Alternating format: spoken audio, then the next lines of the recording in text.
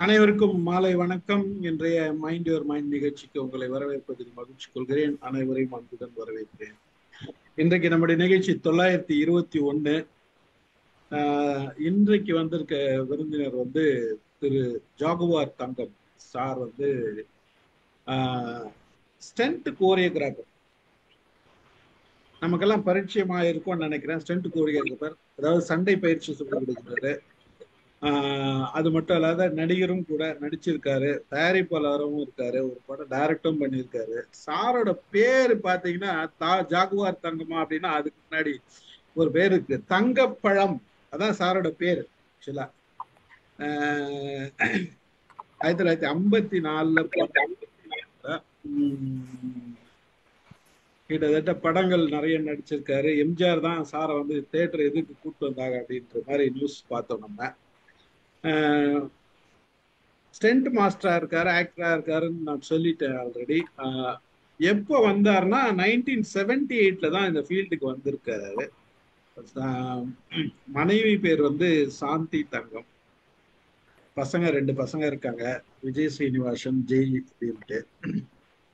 விஜய் சிரஞ்சீவியா, அப்புறம் ஜெய் ஜாகுவார் அப்படின்ட்டு. Tamil Nadu film award வாங்கியிருக்காரு, ஸ்டேட் பிலிம் அவார்டு வாங்கியிருக்காரு, பெஸ்ட் ஸ்டேட். அவரை நம்மளுக்கு அறிமுகப்படுத்தினது நம்ம கல்யாணி மேடம் தான் அறிமுகப்படுத்தினாங்க சார். நம்ம இது வரைக்கும் நிறைய சப்ஜெக்ட் பேசியிருக்கோம். 900 ப்ரோக்ராம் நடத்தியிருக்கோம்னா 900 ப்ரோக்ராம்ல பல சப்ஜெக்ட் பேசியிருக்கோம். சினிமா ஃபீல்டுல இருந்து பலர் பேசியிருக்காங்க. நம்ம எஸ்பி முத்துராம் சார், அப்புறம் இவரு நம்ம இவர் பாக்கியராஜ் சாரு, அப்புறம் வைரமுத்து சாரோட பையன், இந்த மாதிரி பலர் பேசியிருக்காங்க. பட் ஒரு ஸ்டென்ட் ஏரியால இருந்து அது திரைமறைவுக்கு இருக்கிற இடம், அதுதான் அவங்க எவ்வளவு கஷ்டப்படுறாங்கன்றது அந்த சண்டை பயிற்சி எல்லாம் பார்க்கும்போது நமக்கு ரொம்ப சுவாரஸ்யமா இருக்கும். நடிப்பாங்க, இதுவா இருக்காங்க. பட் அதுக்கு பின்னாடி பல செய்திகள் இருக்கு. அதுல நிறைய பேர் கஷ்டப்படுறாங்க. ஹீரோ அடிப்படும் பலருக்கு, பலர் உயிர் கூட போயிருக்கு. பலருக்கு ஸ்டென்ட் மாஸ்டர்களுக்கு உயிரை விட்டு இருக்காங்க.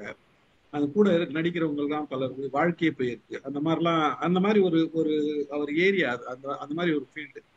அங்க இருந்து ஒருத்தர் அனுபவபூர்வமா ஒரு நீண்ட நெடிய பயணத்துக்கு அப்புறம் ஒரு 70 வயசுக்கு அப்புறம் நம்ம இடையே இணைந்திருக்கிறாருன்றது ஒரு மிகப்பெரிய அனுபவம். இந்த அனுபவத்தை நம்மளோட டிஜிட்டல் லைப்ரரி, இந்த மைண்ட் யுவர் மைண்ட்ல பகிர்ந்துக்கிறது நமக்கு நம்மளோட சப்ஜெக்டுக்கு ஒரு புதிய சப்ஜெக்டா இருக்கு. அதனால இன்னைக்கு அவர் சாரை கூப்பிட்டுருக்கோம். சார்கிட்ட நம்ம கொஸ்டின் கேட்கறது, முக்கியமா இந்த இதுல நிறைய தெரிஞ்சுக்க வேண்டியது, நம்ம ஸ்டென்ட் எல்லாம் எப்படி நடக்குதுன்ற அந்த காலத்துல ஒரு விதமா இருக்கும், இந்த காலத்துல ஒரு விதமா இருக்கும். பலர் பேசி இருப்பாங்க, பட் நாமெல்லாம் டைரக்டா பேசியிருக்கோமானா இதுதான் முதல் முறை பேசியிருக்கோம். அதுல அவர்கிட்ட பல செய்திகள் கேட்கலாம். ஸ்டென்ட் மட்டும் இல்லாத அவருடைய சிறப்புத்தன்மை அதெல்லாம் கொஞ்சம் சொல்லலான்னு கேட்டேன் சார்கிட்ட. மேடம் கிட்ட சொன்னாரா, நான் 140 வருஷம் வாழ்வேன் அப்படின்னு சொன்னாரா. அது ரொம்ப சிறந்த ஒரு அந்த உத்வேகம் அந்த செய்தி கேட்ட உடனே எனக்கு பரவாயில்ல, இப்படி கூட மனுஷன் இவ்வளவு அளவுக்கு திங்க் பண்ற அளவுக்கு நமக்கு பிரெயின் ஒர்க் பண்ணது, இவ்வளவு அளவுக்கு அந்த அந்த மனசுல அந்த தெம்பும் அந்த உழைப்பும் இருக்குதுன்றது மிகப்பெரிய செய்தி. 140 வருஷம் இருக்கணும் அப்படின்ற எண்ணம் எத்தனை பேருக்கு இருக்கும்? ஐயோ வயசாயிடுச்சு, இப்பயே சொல்ல ஆரம்பிச்சிருப்பேன், வயசாயிடுச்சு சொல்ல ஆரம்பிச்சுனேன். பட் நான் இப்பதான் பாதி வந்திருக்கேன் என்னோட வாழ்க்கையில சொல்றதுன்றது மிகப்பெரிய ஒரு உத்வேகம் இல்லையா? அந்த உத்வேகம் இருந்த மனுஷன் நம்ம கிட்ட பேசணும் அப்படின்றது ஒரு அருமையான ஒரு செய்தியா இருந்தது. அது எனக்கு பட்டுது. மேடம் சொன்ன உடனே சரி ஓகே அவர்கிட்ட பேசுவோம் அப்படின்ற அந்த இது வந்தது. நான் ரொம்ப நேரம் பேசுறதை விட சார் பேசினா நல்லா இருக்கும். நீங்க கொஞ்ச நேரம் பேசுங்க, உங்களை பற்றி சொல்லுங்க, உங்களோட இது சொல்லுங்க. வேற ஏதாச்சும் நீங்க சிறப்பா உங்களோட அனுபவங்கள், இப்போ இவ்வளவு அளவுக்கு இந்த இதுல உங்களோட அனுபவங்கள், இந்த அனுபவத்துல நீங்க கத்துக்கின விஷயங்கள், இதெல்லாம் கொஞ்சம் சொல்லுங்க. அதுக்கப்புறம் நாங்க உங்களோட உரையாடுறோம். அதுக்கப்புறம் நீங்க பேசுங்க. மகிழ்ச்சி. இந்த நேரம் உங்களுக்காக திரு ஜாகுவார் தங்கம் சார், நீங்க ஆரம்பிங்க. மகிழ்ச்சி. மைண்ட் டு மைண்ட் உங்ககிட்ட பேர்ல ரொம்ப மகிழ்ச்சி அடைகிறேன். கல்யாணி மேடத்துக்கும் ரொம்ப தேங்க்ஸ் சொல்றேன். ரொம்ப நன்றி கலந்த வணக்கத்தை சொல்கிறேன். உங்களுக்கும் ரொம்ப நன்றி கலந்த வணக்கத்தை சொல்றேன். மற்ற இதில் இணைஞ்சிருக்க அத்தனை பேருக்கும் தரம் கூப்பி சிரம் தாழ்த்தி எனது நன்றி கலந்த வணக்கத்தை தமிழ் மகனாக சொல்றதுல பெருமைப்படுறேன். எனக்கு நான் சினிமாவுக்கு எப்படி வந்தேன் அப்படின்னு சொல்லும்போது புரட்சித் தலைவர் எம்ஜிஆர் மூலமா வந்தேங்கிறது நீங்க சொன்னீங்க. அதுக்கு முன்னாடி நான் பிறந்தது தூத்துக்குடி மாவட்டம். அப்போ நான் இருக்கும்போது திருநெல்வேலி ஜில்லானி வரும். இப்போ அது மாவட்டமா பிரிச்சு தூத்துக்குடி மாவட்டமாச்சு. நான் 9வது பையன் எங்க வீட்ல. என்னன்னா, கொஞ்சம் நீட்ட விளக்கமா சொல்லணும்னா, 7வது பையன் இறந்ததுனால எங்க அம்மா வேண்டிக்கிட்டு எனக்கு தங்கப்புள்ளன்னு பேர் வச்சாங்க. முருகர் கோயில்ல போய், எங்க குலதெய்வம் கோயில்ல போய் வேண்டிக்கிட்டு அது பொறந்து வச்சாங்க. என்னமோ எங்க அம்மா 6 வயசுல இறந்துட்டாங்க. படிக்க முடியல. ஸ்கூலுக்கு போ முடியல. ஸ்கூலுக்கு 1ஆம் கிளாஸ் போயிட்டு, அப்புறம் அப்படியே விட்டாச்சு. கடைக்கு அங்க இங்கலாம் போயிட்டு, எனக்கு இப்ப என்னோட சர்டிஃபிகேட் நீங்க சொன்னீங்கல்ல, ஏஜ் எனக்கு சொல்லும்போது எனக்கு தெரியவே தெரியாது. ஏதோ தோராயமா போட்டு ஒரு பாஸ்போர்ட் வாங்கி குடுத்தாங்க. அதுதான் வச்சிருந்தேன். அப்புறம் நான் ஜாகுவார் தங்கமா பெரிய ஆள் ஆகினோனே, நான் எங்க ஊருக்கு போம்போது, அங்க சந்தோஷ் நடார் உயர்நிலைப் பள்ளின்னு இருக்கு. அந்த பள்ளியில வந்து பெருந்தலைவர் காமராஜர் சிஎம்மா இருக்கும்போது அங்க வந்தாரு. சின்ன ஊர்ல ஊர்ல இருக்க எல்லா பசங்களையும் கூட்டு கொண்டு நிறுத்திட்டாங்க படிக்கிற பசங்கன்னு. அதுல நானும் ஒருத்தன். ஆனா தலைவர் என் தலையில தான் கை வச்சு நல்லா படிக்கணும்னு சொல்லிட்டு போனாரு. ஆனா நான் படிக்கல. ஆனா அவர் சொன்னதுனால என்னமோ சொல்ல படிக்காதவன் நானும் ஏதோ நிறைய கொஞ்சம் வித்தைகள் கத்துக்கிட்டேன். அதுல வந்து எனக்கு ரொம்ப பிடிச்சது புரட்சித் தலைவர் எம்ஜிஆர் அவர்கள் நடிச்ச படம் பெரிய இடத்து பெண்ணுங்கிற படம். ஃபர்ஸ்ட் என் லைஃப்ல படம்னு பார்த்தது அதான். அது ஏதோ உள்ள நல்லா ஊறிடுச்சு. அதுக்கப்புறம் அவர் எனக்கு ரொம்ப பிடிச்சி அவர் படமா பார்க்க ஆரம்பிச்சேன். அந்த மாதிரி எங்க அப்பாலாம் வந்து கிராமத்துல இருக்கறனால நிறைய நரிகள்லாம் ஊருக்குள்ள வரும். அதனால அந்த வேல் கம்பு, இந்த சுருள் கத்தி வீசுறது, அது மாதிரி நிறைய ஆயுதங்கள் எங்க வீட்டுல இருக்கும். அந்த ஒரு ஒரு பரண் மாதிரி இருக்கும். அது ஃபுல்லா ஆயுதமா தான் கிடக்கும். அருவா கத்தி நிறைய கிடக்கும். அது சும்மா சின்ன பிள்ளையில எங்க அம்மா அப்பா என்கிட்ட சொன்ன விஷயம் என்னன்னா, நீ எங்க விலைக்கு போவோம். அதெல்லாம் பதநீர் நிறைய இருக்கும். பதநீர், கம்பு, கொள்ளு இது மாதிரி இதெல்லாம் நிறைய போட்டிருப்போம். போகும்போது எதனா நரிகிரி வந்துச்சுன்னா ஓடக்கூடாது, எதிர்த்து வெட்டணும் அப்படின்னு சொல்லி கொடுத்தாங்க. எதிர்த்து வெட்டணையும் சொல்லி கொடுத்தாங்க, அது பயப்படக்கூடாதுன்னு. ஸோ அந்த மாதிரி வளர்ந்தேன், வேணாம் ஊர்ல வளர்ந்தேன். அதுக்கப்புறம் எங்க அம்மாலாம் இருந்தவொடனே முறையா வந்து இதெல்லாம் எல்லாமே எங்க அக்கா ஒருத்தர் திட்டாருன்னே சொல்லி அவரை எங்க அம்மா சொன்ன வீரத்தை கோடால் எடுத்து காலில் போட்டு துண்டு கட்டவரில் மட்டும் கட்டு போச்சு, கட்டாயிடுச்சு, அப்படியே கட்டாயிடுச்சு அவருக்கு. இன்னும் இருக்கிற வரும். அதுல வந்து எல்லாம் பார்த்தாங்க, என்ன எப்படி இருக்காங்க முறையா சண்டை கத்துக்கலான்னு எனக்கு ஒரு ஒரு நண்பர் என்னை வந்து தக்ஷாமதி ஆச்சாரியருங்கிறவர்கிட்ட கூட்டு போனாங்க. திருச்சிராப்பள்ளியில. அங்க போனா அங்க நூத்துக்கணக்கான மாணவர்கள் இருக்காங்க அவருக்கு. அதுல எல்லாரும் வந்து ஊரை விட்டு ஊர் வந்தான், எவனுக்கு எதுக்கு நீங்க ஃபைட் கத்துக் கொடுக்கணும், எல்லாம் ஃபைட் கத்துக் கொடுக்க அனுப்பிச்சு விடுங்க, இல்லைன்னா நாங்களாம் வெளியே போயிடுவோம். நான் யாருன்னே அவங்களுக்கு தெரியாது, அவங்க யாருன்னு எனக்கு தெரியாது. எதிரி எங்கெல்லாம் உழைக்கிறாங்க பாருங்க. இதுதான் வந்து அதான் எப்படி இருக்கிறாங்க. இதெல்லாம் வந்து பொறுமையா இருக்கணும். சில இடத்துல பொறுமையா இருக்கணும், சில இடத்துல அப்படி இருந்தா சாதனை பண்ண முடியுங்கிறது என்னோட அனுபவம்.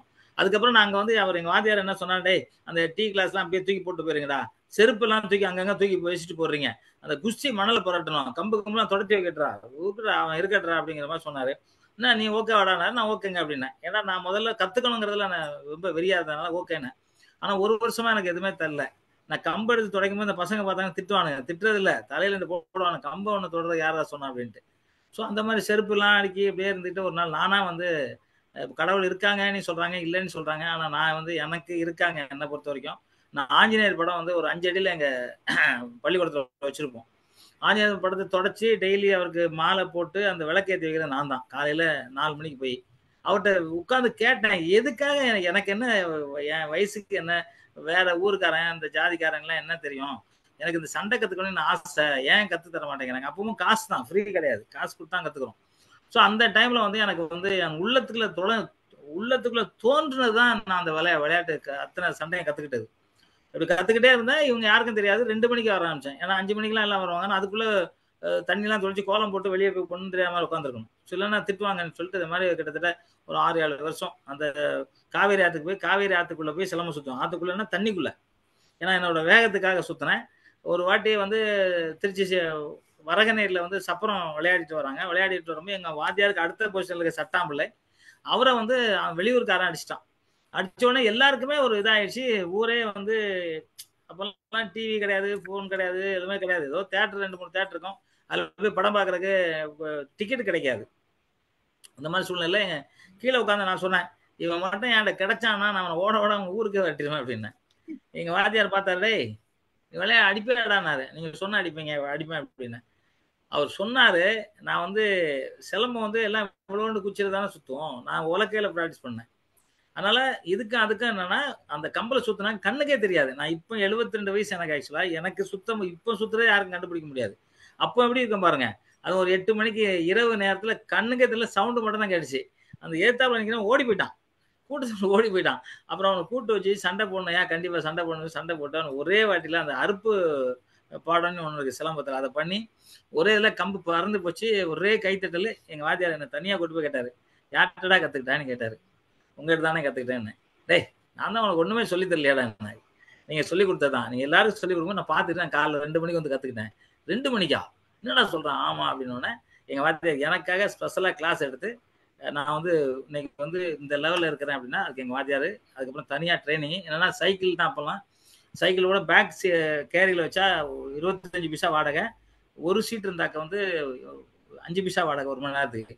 ஆனால் ஒரு சீட்டு வாங்கி எங்கள் வாத்தியார் முன்னாடி உட்கார வச்சு, அங்கேருந்து பொன்மலை ஒரு இடம் இருக்கும், ஒரு 8-9 கிலோமீட்டர் ஃப்ரெண்டில் வச்சு அந்த மேம்பாலாம் ஏறி ஃப்ரெண்டில் உட்கார வச்சு அங்கே போய் கற்றுக்கிட்டது தான் இந்த கலை. அதுக்கப்புறம் வந்து எங்கள் வாத்தியாரெலாம் கற்றுக் கொடுத்ததுனால ஸ்டேட் லெவலில் போய் அடித்தேன். 1971 ஸ்டேட் ஃபர்ஸ்ட் நான் சிலம்பத்தில். திருச்சிராப்பள்ளி அப்படியே பரபரப்பாக எனக்கு வந்து சாமின்னு கூப்பிடுவாங்க. சபரிமலைக்கு மாலை போடும் சாமி சாமி தான் கூப்பிடுவாங்க. தங்கப்படங்கிறது பேர் மாதிரி சாமின்னு பேராச்சு. அப்போதான் புரட்சி தலைவர் எம்ஜிஆர் அவர்கள் வந்து 1977 அவர் முதலமைச்சராக பதவி ஏற்றதுக்கப்புறம் அங்கே வராரு ஊருக்கு. அந்த டைமில் வந்து நான் வந்து அவர் முன்னாடி சிலம்பம் சுற்றுறேன். என்னன்னா சுற்றி செங்கல் வச்சு அடிப்பாங்க, நான் நடுவில் சுற்றுவேன். செங்கல்லாம் என் மேலே படக்கூடாது. ஆனால் இப்போ தலைவர் இருக்கனால புளியங்கொட்டை போடுறாங்க, சுற்றி புளியங்கொட்டை அடிக்கிறாங்க. நான் வந்து சுற்றிக்கிட்டு இருக்கும்போது அந்த மலையில கொடையை சுற்றினா அந்த மழை தண்ணி மட்டும் சுற்றிக்கிட்டு இருக்கலாம். அந்த மாதிரி மேலேயே புளியங்கொட்டை சுற்றிக்கிட்டு இருந்திருக்கு. தலைவர் மேலேன்னு பார்த்தவர் அங்கே அவர் அறியாமல் கை தட்டிருக்காரு. கை தட்டிட்டு நான் விளையாடி முடிச்சு செலாம் வருஷம் அடிச்சு 3ஆம் தேதி செலாம் வருஷம் எடுத்து நின்ன உடனே பார்த்தீங்கன்னாக்க என்ன ஒரு கை பிடிக்குது. அது வந்து அன்னைக்கு தொழிலாளர்கள் நல அமைச்சர் மிஸ்டர் ராகவானந்தம் அவர் வந்து பிடிச்சி அந்த மேடைக்கு தரத்தரனே கூட்டு போறாரு. யாருமே தலைவரை பார்க்கவே முடியாது. நானே ஒரு நாள்லாம் வெயிட் பண்ணிலாம் பார்த்துருக்கேன். அங்கே வருவாருமா அங்கேயே உட்காந்துருப்போம். அங்கேயே உட்காந்து சாப்பிடாம உட்காந்துருவார். வந்த பிறகு பார்த்துட்டு போவோம். அவருக்கு நேருக்கு நேர் பார்க்குறோம். எப்படி இருக்கும் பாருங்க, வேர்வை ஊற்றி அப்படியே தெரியும்ல திருச்சிராப்பள்ளி வெயில் எப்படின்னு தெரியும். அந்த வெயிலில் ஊற்றி இருக்குது. அவர் எதை பற்றியும் கவலைப்படாமல் என்னை அப்படியே கட்டி பிடிச்சி அணைச்சாரு. எங்கள் அம்மா என்ன அணைச்சாங்களா எனக்கு தெரியாது. அணைச்சிருப்பாங்க, அணைக்காமல் இருக்க வாய்ப்பே இல்லை. 6 வயசுல எனக்கு அது அறிவு இல்லை. ஆனால் என்னோட 20 வயசுல ஒரு தாய் அணைச்சிச்சு. அந்த தாய் தான் எம்ஜிஆர். ஸோ அவர் அணைச்சி தடவை கொடுத்துட்டு என்ன பண்ணுறான்னு கேட்டார். நான் சொன்னேன், உங்களை மாதிரி தான் ஐயா, நீங்கள் வந்து ஏன்னா பெண்களை எதனா அடித்தா தட்டி கேட்பீங்களா படத்தில், அதே மாதிரி நானும் எவனா வேணா அடிப்பேன். அடிப்பியா அப்படிம்பாரு. ஆமாங்க, நிறைய கேஸ்லாம் இருக்குது அப்படின்னு. அவர் கூப்பிட்டு போய் என்னகிட்ட பேசி தனியாக பேசி நீ வா சென்னைக்கு வான்னு சொல்லி இதை முறையாக என்னென்ன கேஸ்லாம் முடிக்கணுமோ முடிச்சு அவர் என்னை சென்னை கூப்பிட்டு வந்து அவர் வீட்டில் அடி எடுத்து வச்சேன். வச்சதுக்கு அப்புறம் தான் வந்து என்னோட வாழ்க்கையில் வந்து மிகப்பெரிய ஒரு இடத்துக்கு போக முடிஞ்சிச்சு. அவர் தான் என்னை வந்து சினிமாவில் சேர்த்து விட்டது. அவர் மெம்பர் ஆக்கி விட்டதே அவர் தான். ஏன்னா அவரோட பாடிகார்டு தான் தலைவராக இருந்தார் அங்கே. மிஸ்டர் தர்மலிங்கம்ங்கிறவர் பாடிகார்டு எம்ஜிஆர் அவர்களுக்கு. அவர்கிட்ட ஃபோன் பண்ணி நான் ஒரு பையனை அனுப்பிச்சு விட்றேன், நீ கேட்டுக்க அப்படின்னு தான் சொன்னார். டெஸ்ட்னு வைப்பாங்க, அந்த டெஸ்ட் கூட வைக்காமல் என்னை சேர்த்தாங்க. அதனால எனக்கு 1 வருஷம் வேலையே கிடைக்கல. அப்புறம் எங்கள் சங்கத்தில் ஒரு ஆயுத பூஜையில் சிலம்பத்தை சுற்றின வேகத்தை பார்த்து திரு ஆம்பூர் ஆர்எஸ் பாபு ஃபர்ஸ்ட் படம் என்னை கூப்பிட்டு போனார். அதுலேருந்து எனக்கு வந்து ரெஸ்ட் இல்லாத அளவுக்கு ஃபைட்டரா ஒரு கிட்டத்தட்ட 4000 படத்துக்கு மேலே ஸ்டண்ட் நடிகரா, டூப் நடிகரா, உதவியாளரா, அப்படி ஏகப்பட்ட படம் பண்ணேன். அதுக்கப்புறம் தான் மீனா பஜாருங்கிற ஒரு ஹிந்தி படத்தில் ஃபைட் மாஸ்டராக வந்து மிஸ்டர் சந்திரகுமார் அவர்கள் என்னை அறிமுகப்படுத்தினேன். அன்னையிலேருந்து இன்னைக்கு 2000 படத்துக்கு மேலே பண்ணி வேர்ல்டு ரெக்கார்டு பண்ணியிருக்கேன். தங்கப்பதக்கம் மட்டும் ஒரு 6 பதக்கம் வாங்கியிருக்கேன். அப்புறம் பதக்கங்களேன்னு பார்த்தா ஒரு 17,000 பதக்கம் நான் வாங்கியிருக்கேன்.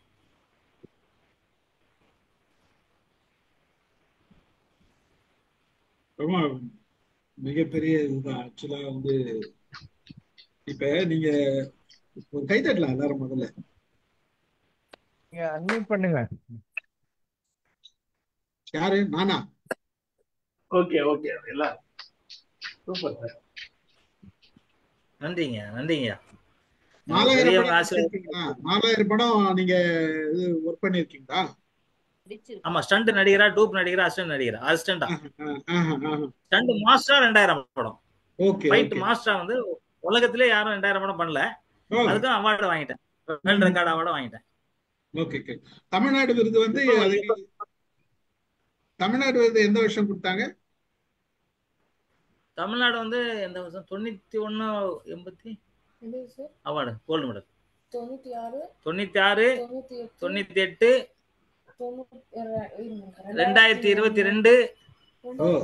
2021 இது மாதிரி ஒரு 6-7 பதக்கம் வாங்கியிருக்கேன். அதான் 96 98 99 2001 2002 2020 2021 இல்ல தமிழ்நாடு கலைமாமணி விருது இது மாதிரி வந்து தங்கப்பதக்கங்கள் வாங்கியிருக்கேன். Great great. ஆக்சுவலா வந்து முதல்ல வந்து அந்த ஸ்டென்ட் மாஸ்டருங்க எல்லாம் கௌரவிக்கிறது வந்து முதல்ல இல்லாத இருந்தது, அதுக்கப்புறம் தான் ஆமா கௌரவிச்சாங்க. அது உண்மைதானே அது? ஆமா இப்போ ஆமா அது முதல்ல கலைமாமணி வந்து எல்லாம் கொடுக்குறாங்களா, கலைமாமணி பத்மஸ்ரீ கொடுக்குறாங்க. இப்ப நல்லா ஓரளவுக்கு இது பண்றாங்க. முதல்ல கொடுத்துருக்காங்க. பட் நீங்க ஆமா ஆமா வாங்கியிருக்கீங்கன்றது மிகப்பெரிய செய்தி தான்.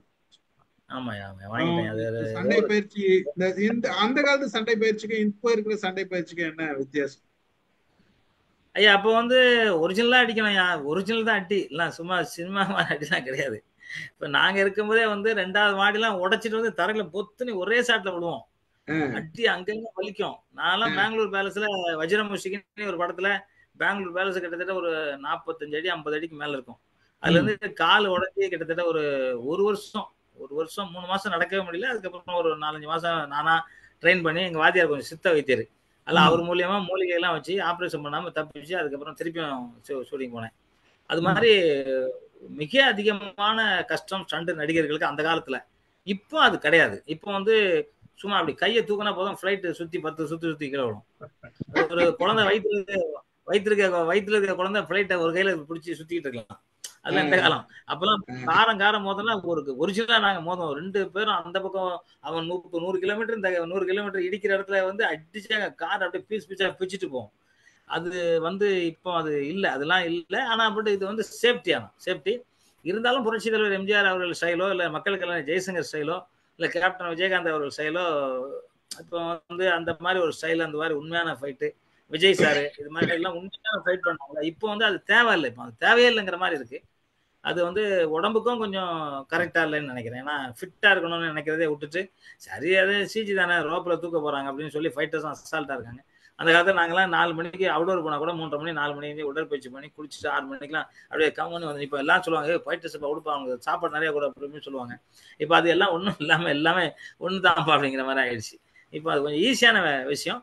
அப்போ கலைகளை கத்துக்கிறதுக்கு அவ்வளோ ஆசைப்பட்டோம். புரட்சி தலைவர் எம்ஜிஆர் ஆகட்டும், சி.எல். ஆனந்தன், மக்கள் கலைஞர் ஜெய்சங்கர், இது மாதிரி கேப்டன் விஜயகாந்த், அவர் என் ஸ்டூடெண்ட் தான்.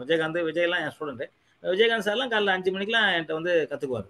ஸோ அந்த மாதிரி எல்லாம் கத்துக்கிறதுக்கு ஆர்வம் இருந்துச்சு. இப்போ அந்த மாதிரி ஆர்வம் இல்லை, ஏன்னா அது தேவையில்லை. எப்படி குழந்தை பிறக்காம மாத்திரை சாப்பிட்டுட்டு இருக்காங்களோ அது மாதிரி இருக்கும். எந்த மாதிரி பெரிய பெரிய ஹீரோக்கெல்லாம் நீங்க ஒர்க் பண்ணீங்க? நான் அமிதாப் பச்சன், தர்மேந்திரா, சிஜேந்திரா, இந்த பக்கம் வந்து Sivaji Ganesan sir, Jaishankar, Ravichandran, Rajini sir, Vijay sir, Vijayakanth sir, Kamal sir, அங்க கர்நாடகத்துல ராஜ்குமார் அண்ணா, அவங்க பசங்க எல்லாம் இருக்கிறோம்.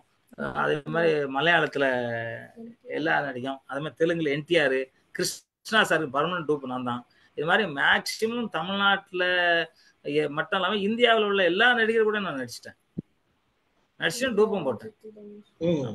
அது மாதிரி மாஷா தமிழ். என்னங்க யாருக்கெல்லாம் டூப் போட்டிருக்கீங்க?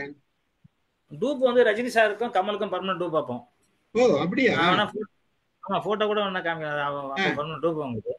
அதுக்கப்புறம் பாத்தீங்கன்னாக்கா வந்து விஜயகாந்துக்கு டூப்பு, விஜயகாந்த் சாருக்கு நான் தான் பர்மனன்ட் டூப்பு. அப்புறம் வீரப்பா, நம்பியார் சாமி, இவங்களுக்கு எல்லாம் அதே மாதிரி அங்க வந்து அண்ணன் வந்து இவரு நம்ம கிருஷ்ணா சார் பர்மனன்ட் டூப்பு, இவரு ராஜ்குமார்னாக்கு பர்மனன்ட் டூப்பு.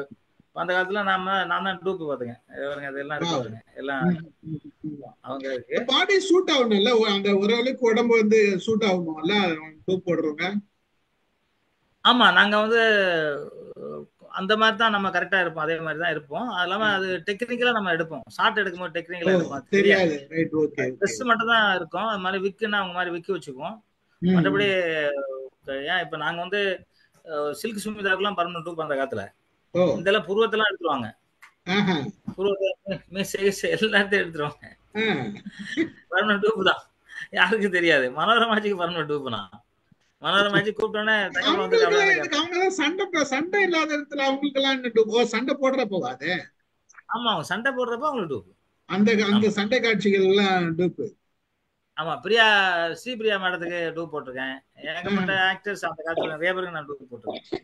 என்னன்னா முதல்ல ஒரு வருஷம் என்ன யாருன்னே தெரியாது. அதுக்கப்புறம் எனக்கு தெரிஞ்சதுக்கு அப்புறம் எல்லாரும் வந்து ஆர்டிஸ்டே என்ன வந்து தங்கவளத்தை கூட்டுவாங்க அப்படின்னு சொல்லுவாங்க. அந்த மாதிரி ஆயிடுச்சு. அது மாதிரி நான் வந்து தூங்குறதுக்கு நேரம் எல்லாம் ஒர்க் பண்ணேன். அப்ப ஹீரோவெல்லாம் சான்ஸ் வந்து நான் ஒத்துக்காம விட்டேன். இந்த ஜாகுவார்ன்ற பேர் எப்படி இது பண்ணீங்க? ஹிந்தியில நான் வந்து ஃபர்ஸ்ட் படம் மீனா பஜார்னு ஒரு ஹிந்தி படம் பண்ணேன். அந்த ம் படம் பண்ணும்போது பாத்தீங்கன்னாக்க அவங்க வந்து என்ன சொன்னாங்க, தங்க படங்கிற பேரு எப்படிங்க இங்க ஒன்றும் செட் ஆகாது, ஆ நல்ல தண்டர் தங்கம்னு வைப்போம். அது ம் நான் ஒத்துக்கல. அப்புறம் வந்து ராக்கி தங்கம் சொன்னாங்க, அதையும் நான் ஒத்துக்கல. அப்புறம் ம் வந்து கராட்டே தங்கம், அதையும் நான் ஒத்துக்கல. அப்புறம் ஒரு நாள் நைட்டு ஒரு 12 மணி இருக்கும், பாம்பேல ஒரு காளியம்மன் கோயில்கிட்ட ஃபைட் எடுத்துக்கிட்டு இருக்கோம். அப்போ ம் அந்த டைரக்டர் ஜாகுவார் இங்க வாங்க வாங்கன்னு கூப்பிட்டாரு. நானும் கேமராமேன் தான் இருந்தேன். நான் கேமராமேன் சொல்றேன், சார் யாரோ அவங்க கூப்பிடுறாங்க ம் அப்படி. இல்ல உங்களை தான் கூப்பிடுறாங்க அப்படின்னாங்க. என்ன இருக்கா சார், வேற ஏதோ பேர்ல சொல்றாருன்னா, அவர் நேரே பார்த்து இங்க வாங்க, நீங்க தான் வாங்கன்னாரு. போனேன். ம் இன்னையில இருந்து எந்த தடங்களும் இல்லாம உங்க பேர் ஜாகுவார், அதை மாத்தவே கூடாது, யார் சொன்னா மாத்தக்கூடாது, நானே உங்க நீங்க சொன்னாலும் சரி இதுதான் பேர் போடுவேன்னாரு. அது நல்லா தான் சார் இருக்கு, ஜாகுவார் நல்லா இருக்கு, அதுல எங்க அம்மா அப்பா வச்ச பேரையும் சேர்த்துருங்க சார் தங்கத்தை உள்ளன்னு சொல்லி ஜாகுவார் தங்கமா சேர்த்தது சார். அதுக்கப்புறம் தரனே ஜாகுவார் வேகமும் தங்கத்தோட மதிப்பும் அது மாதிரி ஏறிடுச்சு சூப்பர் எனக்கு. Super super super super. Okay, இப்போ நானே கேட்டு நல்லா இருக்குது. என்ன எல்லாரும் திட்டினே இருப்பாங்க, நானே பேசிட்டு இருக்கேன். வாங்க சார், யார் யார் பேசுறது? வணக்கம் வணக்கம் சார். ரொம்ப வணக்கம். மகிழ்ச்சி. ஐயா வணக்கம், நல்லா இருக்கீங்களாயா? நல்லா இருக்கேன். நாங்க உங்க ஏரியால சினிமா நடிகர் நிறைஞ்ச சாலிகிராம் தான் நான் இருக்கிறேன். இப்போ சாலிகிராம் அண்ட் இருக்கீங்களா? நம்ம ஏரியா தான். நல்லா இருக்கேன். உங்க சங்கம் இருக்கு வெங்கீஸ்வரர் நகர், ஆமா, சென்னையில வெங்கடேஸ்வரர் குடம் தெரு. ராம் தேட்டர் பக்கத்துல ஆமா, சிவன் கோயிலுக்கு சென்ட் ஏத்தாப்புல. ஆபீஸ் அங்க அந்த பக்கத்துல தான் 72 73 இருந்தேன். நிறைய ஸ்டண்ட் ஓ, மாஸ்டர் நிறைய பார்ப்பேன். பாக்குறப்பே ஒவ்வொரு படம் இந்த படத்துல இருப்பாங்க, அந்த படத்துல தான் இருப்பேன். சண்டை படம் தான் சார், சண்டை காட்சிக்காகவே நான் சினிமா பார்த்தோம் சார். நாங்கெல்லாம் சின்ன வயசுல இருந்து அவ்வளவு அடேங்கப்பா பிரியமா நாங்க பார்த்தோங்க. அடேங்கப்பா, ரொம்ப சண்டை காட்சிக்காக அதான். நாங்க போனோம். அதுவும் அந்த காலத்துல எம்ஜிஆருடைய படம் மந்திரி குமாரி, சர்வாதிகாரி, அப்புறம் நிறைய சொல்லலாம். அது மாதிரி எங்கள் வீட்டு பிள்ளை, நாடோடி மன்னன், இந்த படத்துக்கு சண்டை காட்சிகளுக்காக ஆஹா, நாங்க நிறைய சினிமா பண்ணோம். நான் ஒரு நீங்க சரியான சொல்ற படம் எல்லாமே சினிமா அற்புதமான ரசிகர். படம். நானு நிறைய சினிமா பார்ப்பேன், சின்ன வயசுல சினிமா பார்ப்பேன். இப்போ குறைஞ்சிருக்கு. இப்போ லேட்டஸ்டா கடைசியா நான் ரொம்ப ரசிச்சு பார்த்த படம் அசுரன் படத்துல தனுஷ் நடிச்ச படம். இன்ட்ரோடக்ஷன்ல வர்ற அந்த ஃபைட் சீனு ரொம்ப த்ரில்லரா இருந்தது. அதுக்காகவே அந்த படத்தை திரும்பி பார்ப்பேன். அந்த அளவுக்கு சண்டை காட்சிகளை ரசிச்சு பார்க்கிற ஒரு ஆள் நானு. உங்க முன்னோடி ஜூடரத்னம் எங்க ஊருக்காரர் குடியாத்தம், எங்க வீட்டுக்கு ஆம்பூர் எடுத்து பாப்பா அப்படியே உங்க இருந்தவர். ஊருக்காரன். ஆம்பூர் பாப்பா உங்க ஊருக்காரன். ஆம்பூர் பாபு. அவரை பத்தி தெரியாது, எனக்கு தெரியல. ஜூடரத்னம் இல்ல, எங்க அவரும் ஊருக்காரர், எங்க குடியாத்தம். வீட்டு. ஆமா அவங்க. ரொம்ப மகிழ்ச்சி.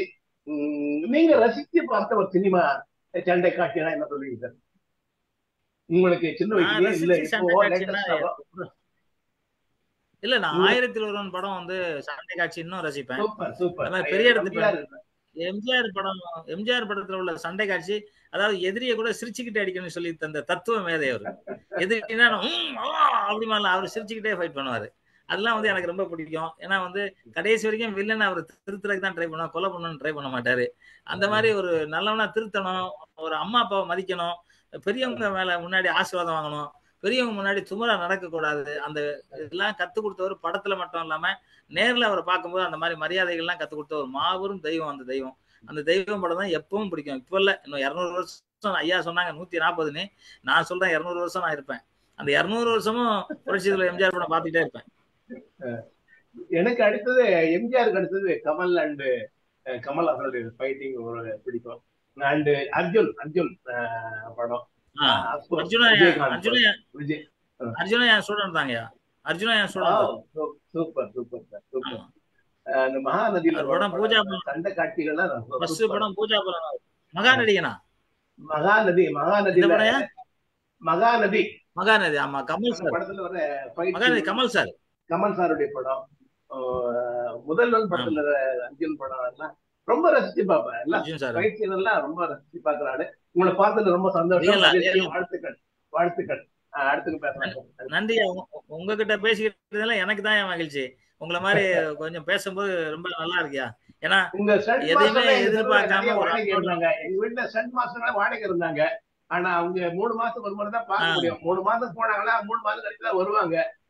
அது மாதிரி ஸ்டண்ட் மாஸ்டர் தான் வாடகை இருந்ததெல்லாம் காணாமே போயிடும். 3-4 மாசம் வர மாட்டேங்க.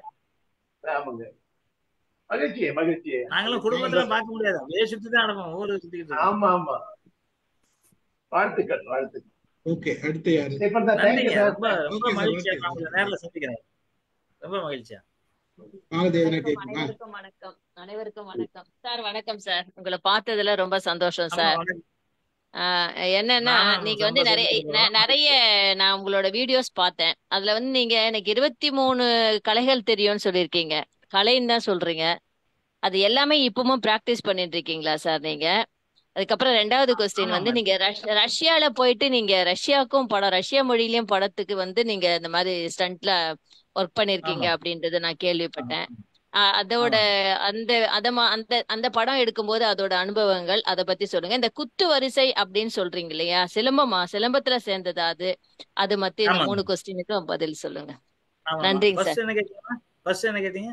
ஃபர்ஸ்ட் ரஷ்ய ரஷ்ய மொழியில போயிட்டு நீங்க படம் எடுத்திருக்கீங்கல்ல, அதை பத்தி கேட்டேன். ஓகே. ரெண்டாவது ஃபர்ஸ்ட் வேற ஃபர்ஸ்ட் என்ன 23 கேட்டேன்? கலைகள் 23 கலைகள் 23 கலைகள் கேட்டேன். 23 கலைகள்ல எல்லாமே நீங்க பிராக்டிஸ் பண்ணிட்டு இருக்கீங்களான்னு கேட்டேன். ஆமா ஆமா. இப்பவும் இன்னைக்கும் காலையில 3 மணிக்கு எழுந்து ப்ராக்டிஸ் பண்றேன். ஏன்னா எனக்கு வந்து சாப்பிடாம கூட வீட்டை விட்டு வெளியே போயிடுவேன். உடற்பயிற்சி பண்ணாமலோ பயிற்சி பண்ணாமலோ நான் வெளியே போக மாட்டேன். ஏன்னா நம்ம உடம்ப இறைவன் வந்து கொடுத்துருக்காரு. அந்த உடம்ப வந்து நம்ம பத்திரமா பாதுகாக்கணும். தண்ணி அடிக்கிறதோ கஞ்சி அடிக்கிறதோ மற்றபடி ரோட்ல பொறுக்கி மாதிரி சுத்துறதோ நம்மளை கடவுள் பிறக்க வைக்கல. 88 லட்சம் பிறவியில தான் லாஸ்ட் பிறவி மனித பிறவி. இந்த மனித பிறவி கிடைக்கிறதுக்கு இப்ப இவ்வளவு பெரிய பாடுபட்டிருக்கணும். இந்த உடம்ப பாதுகாக்க கூட முடியாம இருக்கிற அவங்கள வந்து மனித பிறவினை எப்படி சொல்ல முடியும்? ஸோ அந்த விஷயத்துல நான் வந்து ரொம்ப ஸ்ட்ராங்கா இருக்கனால எல்லா கலையும் கத்துக்கிறேன். இன்னும் நான் கத்துக்கிட்டு இருக்கேன். அதாவது நான் சிலம்பம், செடி குச்சி, மான்கொம்பு, குத்து வரிசை, பட்டா, பரங்கு, லேசிங், கராட்டே, ஜூடோ, பாக்ஸிங், இது மாதிரி பல கலைகள் நான் வந்து கத்துக்கிட்டேன். அதை இன்னைக்கு வரைக்கும் நான் ப்ராக்டிஸ் பண்ணிட்டு இருக்கேன். ஏன் அப்படின்னாக்கா நம்ம 72 வயசு இந்த வர்ற ஏப்ரல் 28 எனக்கு 72 ஸ்டார்ட் ஆகுது வயசு. ஐயா வந்து 54நாங்க. ஆனால் 53 சர்டிஃபிகேட்ல 54 இருக்கே வழியே அந்த காதை இப்படி தொட்டாதான் ஸ்கூல்ல சேர்ப்பாங்கன்னு சொல்லி 54ல சேர்த்துருக்காங்க. ஸோ அந்த வகையில நான் பார்க்க போனால் கரெக்டான வயசு எனக்கு 72. நான் வந்து இன்னும் நான் இளைஞனாக தான் இருக்கேன். எல்லாம் சொல்லுவாங்க 60க்கு மேலே நடக்க முடியலம்பாங்க. எனக்கு அப்படிலாம் இல்லை. காலை இப்படி தூக்கி அடிப்பேன். அந்த கிக் எடுங்கம்மா. காலை இப்பவும் தூக்கி இப்படி நிறுத்துவேன். நான் என்னால் முடியும். அந்த மாதிரி நான் பண்ணிட்டு இருக்கனால நான் அந்த கலைகளை தெய்வமா குருவா என்னைக்கும் என்னோட உயிர் மூச்சா என்னோட 72,000 நாடி நரம்புகள்லயும் அதை வச்சிருக்கனால நான் என்னைக்குமே வந்து அந்த கலையை நான் மறக்க மாட்டேன். இப்போ நான் அடிச்ச கிக்கு பார்த்துங்க. இப்போ அதான் எங்க தெருவில் ஒரு அம்மா சொல்றாங்க, எனக்கு 30 வயசு ஆச்சு, காலை வச்சு தூக்கி நடக்கவே இல்லை, நீங்க தலைக்கு மேல தூக்கி நிறுத்துறீங்க அப்படின்னு. இப்ப நீங்க இந்த கலைகள் எல்லாம் பிள்ளைகளுக்கு சொல்லி தரீங்களா சார்? எதனா கிளாஸ் வச்சு நடத்துறீங்களா இல்ல நீங்க வெறும் சினிமா மட்டும் தான் பண்ணிட்டு இருக்கீங்களா? இல்லம்மா, நான் ஒரு 18,000 பேர் என்கிட்ட ஸ்டூடெண்ட் இருக்காங்க. விஜயகாந்த், விஜய், சரத்குமார், அருண் விஜய், இது மாதிரி சிம்பு, ஏகப்பட்ட பேர், அர்ஜுன் சார், முரளி சார் பையன், எல்லாருமே நம்ம ஆதர்வா, விஜயசாந்தி, அவர் பேர் ஒரிஜினல் பேர் விஜய் பத்துங்க, அவரு ஆதர்வா பேரு. அப்புறம் மாதிரி விஜய், இது மாதிரி இது விஜயசாந்தி மேடம், இவங்க நிறைய நக்மா, நமிதா, ஏகப்பட்ட என்கிட்ட ஸ்டூடெண்ட் இருக்காங்கம்மா. சத்யராஜ் சார் ஸ்டூடெண்ட், இது மாதிரி நிறைய பேர். இது கொஞ்சம் ரொம்ப டைட் ஒர்க்கு, என்னால் கிளாஸ் எடுக்க முடியல. அது எனக்கே அவமானமாகவும் இருக்கு. ஏன்னா நான் இத்தனை கலை கற்றுக் கொடுக்க முடியாம ஒருத்தன் இருக்கிறவங்க இருக்கு. அதனால இப்போ நீங்க கேட்ட கேள்வி நல்ல கேள்வி. இதுக்காக தான் நான் வந்து என் மேல வந்து கிளாஸ் ஆரம்பிக்கிறேன். நான் அத்தனை வேலையும் பண்ணிக்கிட்டு இருக்கேன். ரொம்ப ரொம்ப ஆமா, ரொம்ப சீக்கிரமா அந்த கலையை நான் வந்து எல்லாருக்கும் கற்றுக் கொடுக்கணும்னு நினைக்கிறேன். அது இல்லாமல் நான் வர்ம கலையிலையும் கொஞ்சம் டாக்டர் பட்டம் வாங்கியிருக்கேன். இது மாதிரி நிறைய கலைகளை கற்றுக் கொடுக்க வேண்டியிருக்கு. நீங்க ஃபர்ஸ்ட் கேட்ட கேள்விக்கு அது. ரெண்டாவது வந்து ரஷ்ய மொழியில போய் படம் எடுத்திருக்கீங்கல்ல, அந்த அனுபவத்தை பத்தி சொல்லுங்க. அதான் ரஷ்யா மொழி வந்து நான் வந்து இங்க பிஸியா இருந்தேன். என்னோட அசிஸ்டன்ஸ்லாம் முன்னாடி அனுப்பிச்சிட்டு நான் வந்து தனியா ஃப்ளைட்ல ஏறினேன். படிக்கலன்னு ஏன் வெக்கப்பட்டேன், வேதனைப்பட்டேங்கிறத உங்ககிட்ட சொல்றேன். நான் இதை வந்து ஏன் சொல்றேன்னா, இதுல கேட்டுக்கிட்டு இருக்க அத்தனை பேருமே படிப்பு எவ்வளவு முக்கியம்னு தெரிகிறதுக்காக நான் சொல்றேன். நான் வந்து ஃப்ளைட்ல ஏறி உட்காந்துட்டேன். இங்கேருந்து டெல்லி போனேன். டெல்லியிலேருந்து ஃப்ளைட்ல ஏறி உட்காந்துட்டோம். டெல்லி போகும்போது அந்த இமிக்ரேஷன் வந்து ஏதோ ஃபுல் பண்ணி அங்கே ஃப்ளைட்டில் ஒன்று கொடுப்பாங்க. அப்போ சரி, அதை கொடுத்துட்டாங்க. கொடுத்த உடனே எனக்கு லாங்குவேஜ் புரியல, என்னன்னே தெரியல. ஏன்னா எப்பவுமே நான் அசிஸ்டன்ஸ் இல்லாமல் நான் எங்கேயும் தனியாக போனதே இல்லை. ஒரு காரில் போனால் கூட 2-3 அசிஸ்டன்ட் இருப்பாங்க, இல்லை 10 ஃபைட்டர்ஸ் உட்காந்துருப்பாங்க. என்னடா அப்படின்னு பார்த்துக்கிட்டே இருக்கேன். திணறேன். எனக்கு வேத்து கொட்டுது ஃப்ளைட்டில். என்னடா நமக்கு இது கேவலமாக போச்சு, படிக்கலையே அப்படி வேதனைப்படுறேன். ஜாகுவார் தங்கம் படிக்காமலே பெரிய ஆள் ஆகிட்டாருங்கிறது அமெரிக்காவில் எனக்கு 4 நிமிஷம் நியூஸ் போட்டாங்க. அதில் என்னை வந்து சொன்னாங்க. ஆனால் அது வந்து பெருமையாக இருந்தால் கூட படிக்கலைங்கிறது எவ்வளோ தாழ்வு மனப்பான்மைங்கிறது நான் எல்லாருக்கும் சொல்ல வரேன். அதில் வந்து ரொம்ப சங்கடப்பட்டு அப்படியே எந்திரிச்சு நின்னேன். கடவுளே யாரையாவது கொடுன்னு. கரெக்டாக ஒருத்தர் வேஷ்டி கட்டி வந்தார். சரி, வேஷ்டி கட்டி தான் தமிழராக தான் இருக்கும்னு சொல்லிட்டு நின்று அவர் பார்க்கணும். அண்ணா எங்கண்ணே வந்திருக்கீங்க, என்னண்ணே ஷூட்டிங் அண்ணன்னு கேட்டார். அப்பா அப்படின்னு போய் அவர் எல்லாம் ஃபுல் பண்ணி கொடுக்க சொன்னேன்.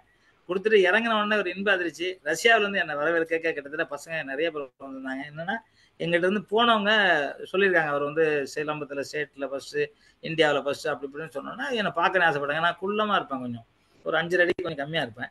என்னை பார்த்தோன்னே அவன் பூவத்தில் இப்படி லெஃப்ட்ல கொடுக்குறான், போ வாங்கினா வாங்க வாங்காட்டி போயான்ட்டு. என்னன்னு இல்லை உங்க பார்க்கணுன்னே ஆசை தான் வரலையே அப்படின்னா. Sorry okay. அப்படியே ஷூட்டிங் போய்கிட்டே இருக்கப்போ எனக்கு வந்து ஒரு 300 கராட்டே ஸ்டூடெண்ட் தேவைப்படுச்சு அந்த படத்துக்கு. தேவைப்படும் போது அவங்க ட்ரைனிங் சென்டர் போகிறோம், ரோஜா போய் எடுக்க போகிறோம். அவங்க என்ன பண்ணுறாங்கன்னா, இப்போ நம்ம தமிழ்நாட்டு அம்பத்தூரில் ஒரு பாப்பா டாக்டருக்கு படிச்சுட்டு இருந்தாங்க. அவங்க நாங்கள் 33 நாள் வந்து 33 நாளாக எங்கள் கூட இருந்தாங்க. அந்த பொண்ணு இப்போ எப்படி இருக்காங்க எங்கன்னு எனக்கு தெரியாது, இதை கேட்டால் ஒருவேளை அவங்களுக்கு தெரியும்னு நினைக்கிறேன். அப்போ வந்து அவங்க தான் சொல்லுவாங்க எனக்கு மொழிபெயர்ப்பு சொல்றது. அவங்க வந்து தமிழ்ல குட் மார்னிங் சொன்னா கூட பொலார்னு அடிப்பானுங்க. அவங்க ரஷ்யன் மொழியில சொல்லுவாங்க. ஸோ அந்த மாதிரி இல்லை, என்ன அடிக்கணும் அப்படிங்கிறான். இவெல்லாம் ஒரு ஃபைட் மாஸ்டர், இவெண்ட்லாம் நம்ம ஃபைட் பண்ணணும். அவெல்லாம் 5.75 அடி 6 அடி இருப்பான்.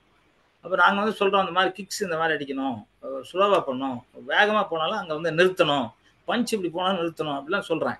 ஓகேன்னு சொல்லிட்டு நம்ம ஒரு ஃப்ரண்ட் கிக்கு சொன்னால் சைட் கிக் அடிக்கிறான், சைட் கிக்னா ஊக்கு அடிக்கிறான். இது மாதிரி மாற்றி அந்த பொண்ணு சொல்லுது, ஆனால் உங்களை அடிக்கணும்னு சொல்கிறான், நீங்கள் வேண்டாம் வாங்க பார்த்துக்கலாம் அப்படிங்குது. அது ஒன்றும் இல்லை, இந்தியாவில் சண்டையில் பெரிய கலைமா. இன்னைக்கு வந்து எத்தனையோ பெரிய வீரர்கள்லாம் இந்தியாவில இருந்து போனவங்க தான். அது தமிழ்நாட்டில் நம்மகிட்ட இருக்க கலை யாருக்குமே தெரியாது. சரி நம்ம கலையை கொஞ்சம் விளையாடி பார்ப்போம் விடு அப்படின்னு சொல்லிட்டு இப்போ வந்து நான் சண்டை போட ரெடி ஆகிறேன் அவங்ககிட்ட. அப்போ வந்து நான் வந்து ஒரு ஃப்ரண்ட் கிக் ஒன்று சொல்கிறேன், ரவுண்டு சைட் கிக் ஒன்று அடிக்கிறான். சைட் கிக் வந்து நான் வந்து எப்போதுமே அந்த போஸ்ட் மரத்தில் அந்த இதை பிளாக் பண்ணுவேன்.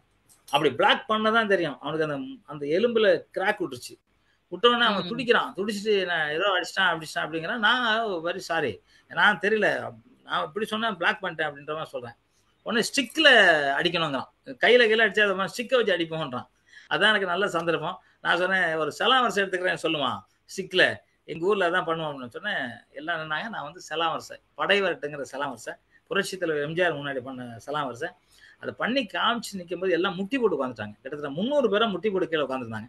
நான் செலாவரிசை எடுத்து அப்படி ஒரு ஸ்டைல நிற்பேன். அப்படி நின்ன உடனே எல்லாம் அப்படியே ஒரு கைத்தட்டல் தட்டிட்டு என்னை வந்து அப்படியே முத்தம் கொடுக்குறாங்க, கைக்கு வந்து முத்தம் கொடுக்குறாங்க.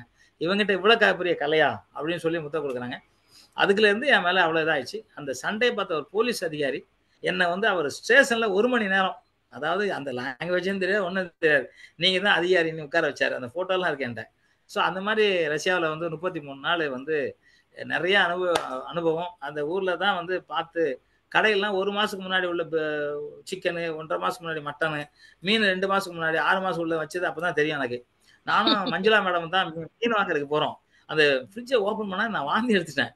என்னன்னா 2 மாசம் முன்னாடி உள்ளதான். அதுல இருந்து நான் ஊருக்கு வந்து 1 மாசம் மீன் சாப்பிடல. ஐயோ எனக்கு வேணாம் அப்படின்ட்டேன். அந்த மாதிரி அங்க அந்த மாதிரி பழக்கப்பட்டு சாப்பிட்டுட்டு இருக்காங்க. நம்ம மாதிரி ஃப்ரெஷ்ஷா சாப்பிடல, நம்ம மாதிரி பழைய கஞ்சியை சாப்பிட முடியல, அவங்க நம்ம மாதிரி மிளகை சாப்பிட முடியல. அவங்க சாராயம் தண்ணியும் தான் குடிக்கிறாங்க. நான் வந்து குளிர், அங்க வந்து தெரியும் ரஷ்யா எப்படி இருக்குன்னு தெரியும் குளிர். அங்க கூட நான் வந்து காய வச்சு பச்சை தண்ணி ஆனவன் தான் குளிப்பேன். அவங்களுக்கு ரொம்ப ஆச்சரியப்படுவாங்க. நம்ம தமிழ்நாட்டோட அந்த எக்ஸஸ் அது எனக்கு ரொம்ப பிடிச்சி. ரஷ்யாவில இருந்து இங்க வந்து கொஞ்சம் பேர் என்கிட்ட கத்துக்கிட்டு போனாங்க, சில விஷயங்கள் கத்துக்கிட்டாங்க. அதே மாதிரி அமெரிக்கால வந்து கத்துக்கிட்டாங்க, ஜெர்மன்ல இருந்து வந்து கத்துக்கிட்டாங்க. அது நம்ம நாட்டுக்கு மட்டும் இல்லாம நம்ம தமிழனுக்கே அது பெருமையா நான் நினைக்கிறேன். இன்னும் அமெரிக்காவில் நம்ம நெப்போலியன் சார் இருக்காரு, அவர் கூப்பிட்டுட்டே இருக்காரு, வாங்க மாசம் உங்களுக்கு பெரிய சம்பளம் வாங்கி தரேன், இங்கேயே 1 கோடி ரூபாய்க்கு வீடெல்லாம் கொடுத்துறேன், நீங்க இங்க இருங்க அப்படின்னு சொல்றாரு. நான் நம்ம நாட்டை விட்டு போக முடியாம நான் இங்க உட்காந்துருக்கேன். அப்படி அடுத்த கேள்வி கேட்டீங்க. ஜாக்கி ஜான் கூட நடிச்ச அவருக்கு அவரோட படத்துல நீங்க பண்ண எக்ஸ்பீரியன்ஸ் சொல்லுங்க சார். இல்ல அவர் கூட ஜாக்கி சான் கூட நான் படம் பண்ணல. நான் ஒரு இந்தி படத்துக்காக நான் வந்து மைசூர் போயிருந்தேன். மைசூர் போயிருக்கும்போது ஜாக்கி சான் அவர்கள் வந்து அங்க ஒரு இந்தியா ஏதோ ஒரு படம், அந்த படத்துக்காக வந்திருந்தாரு.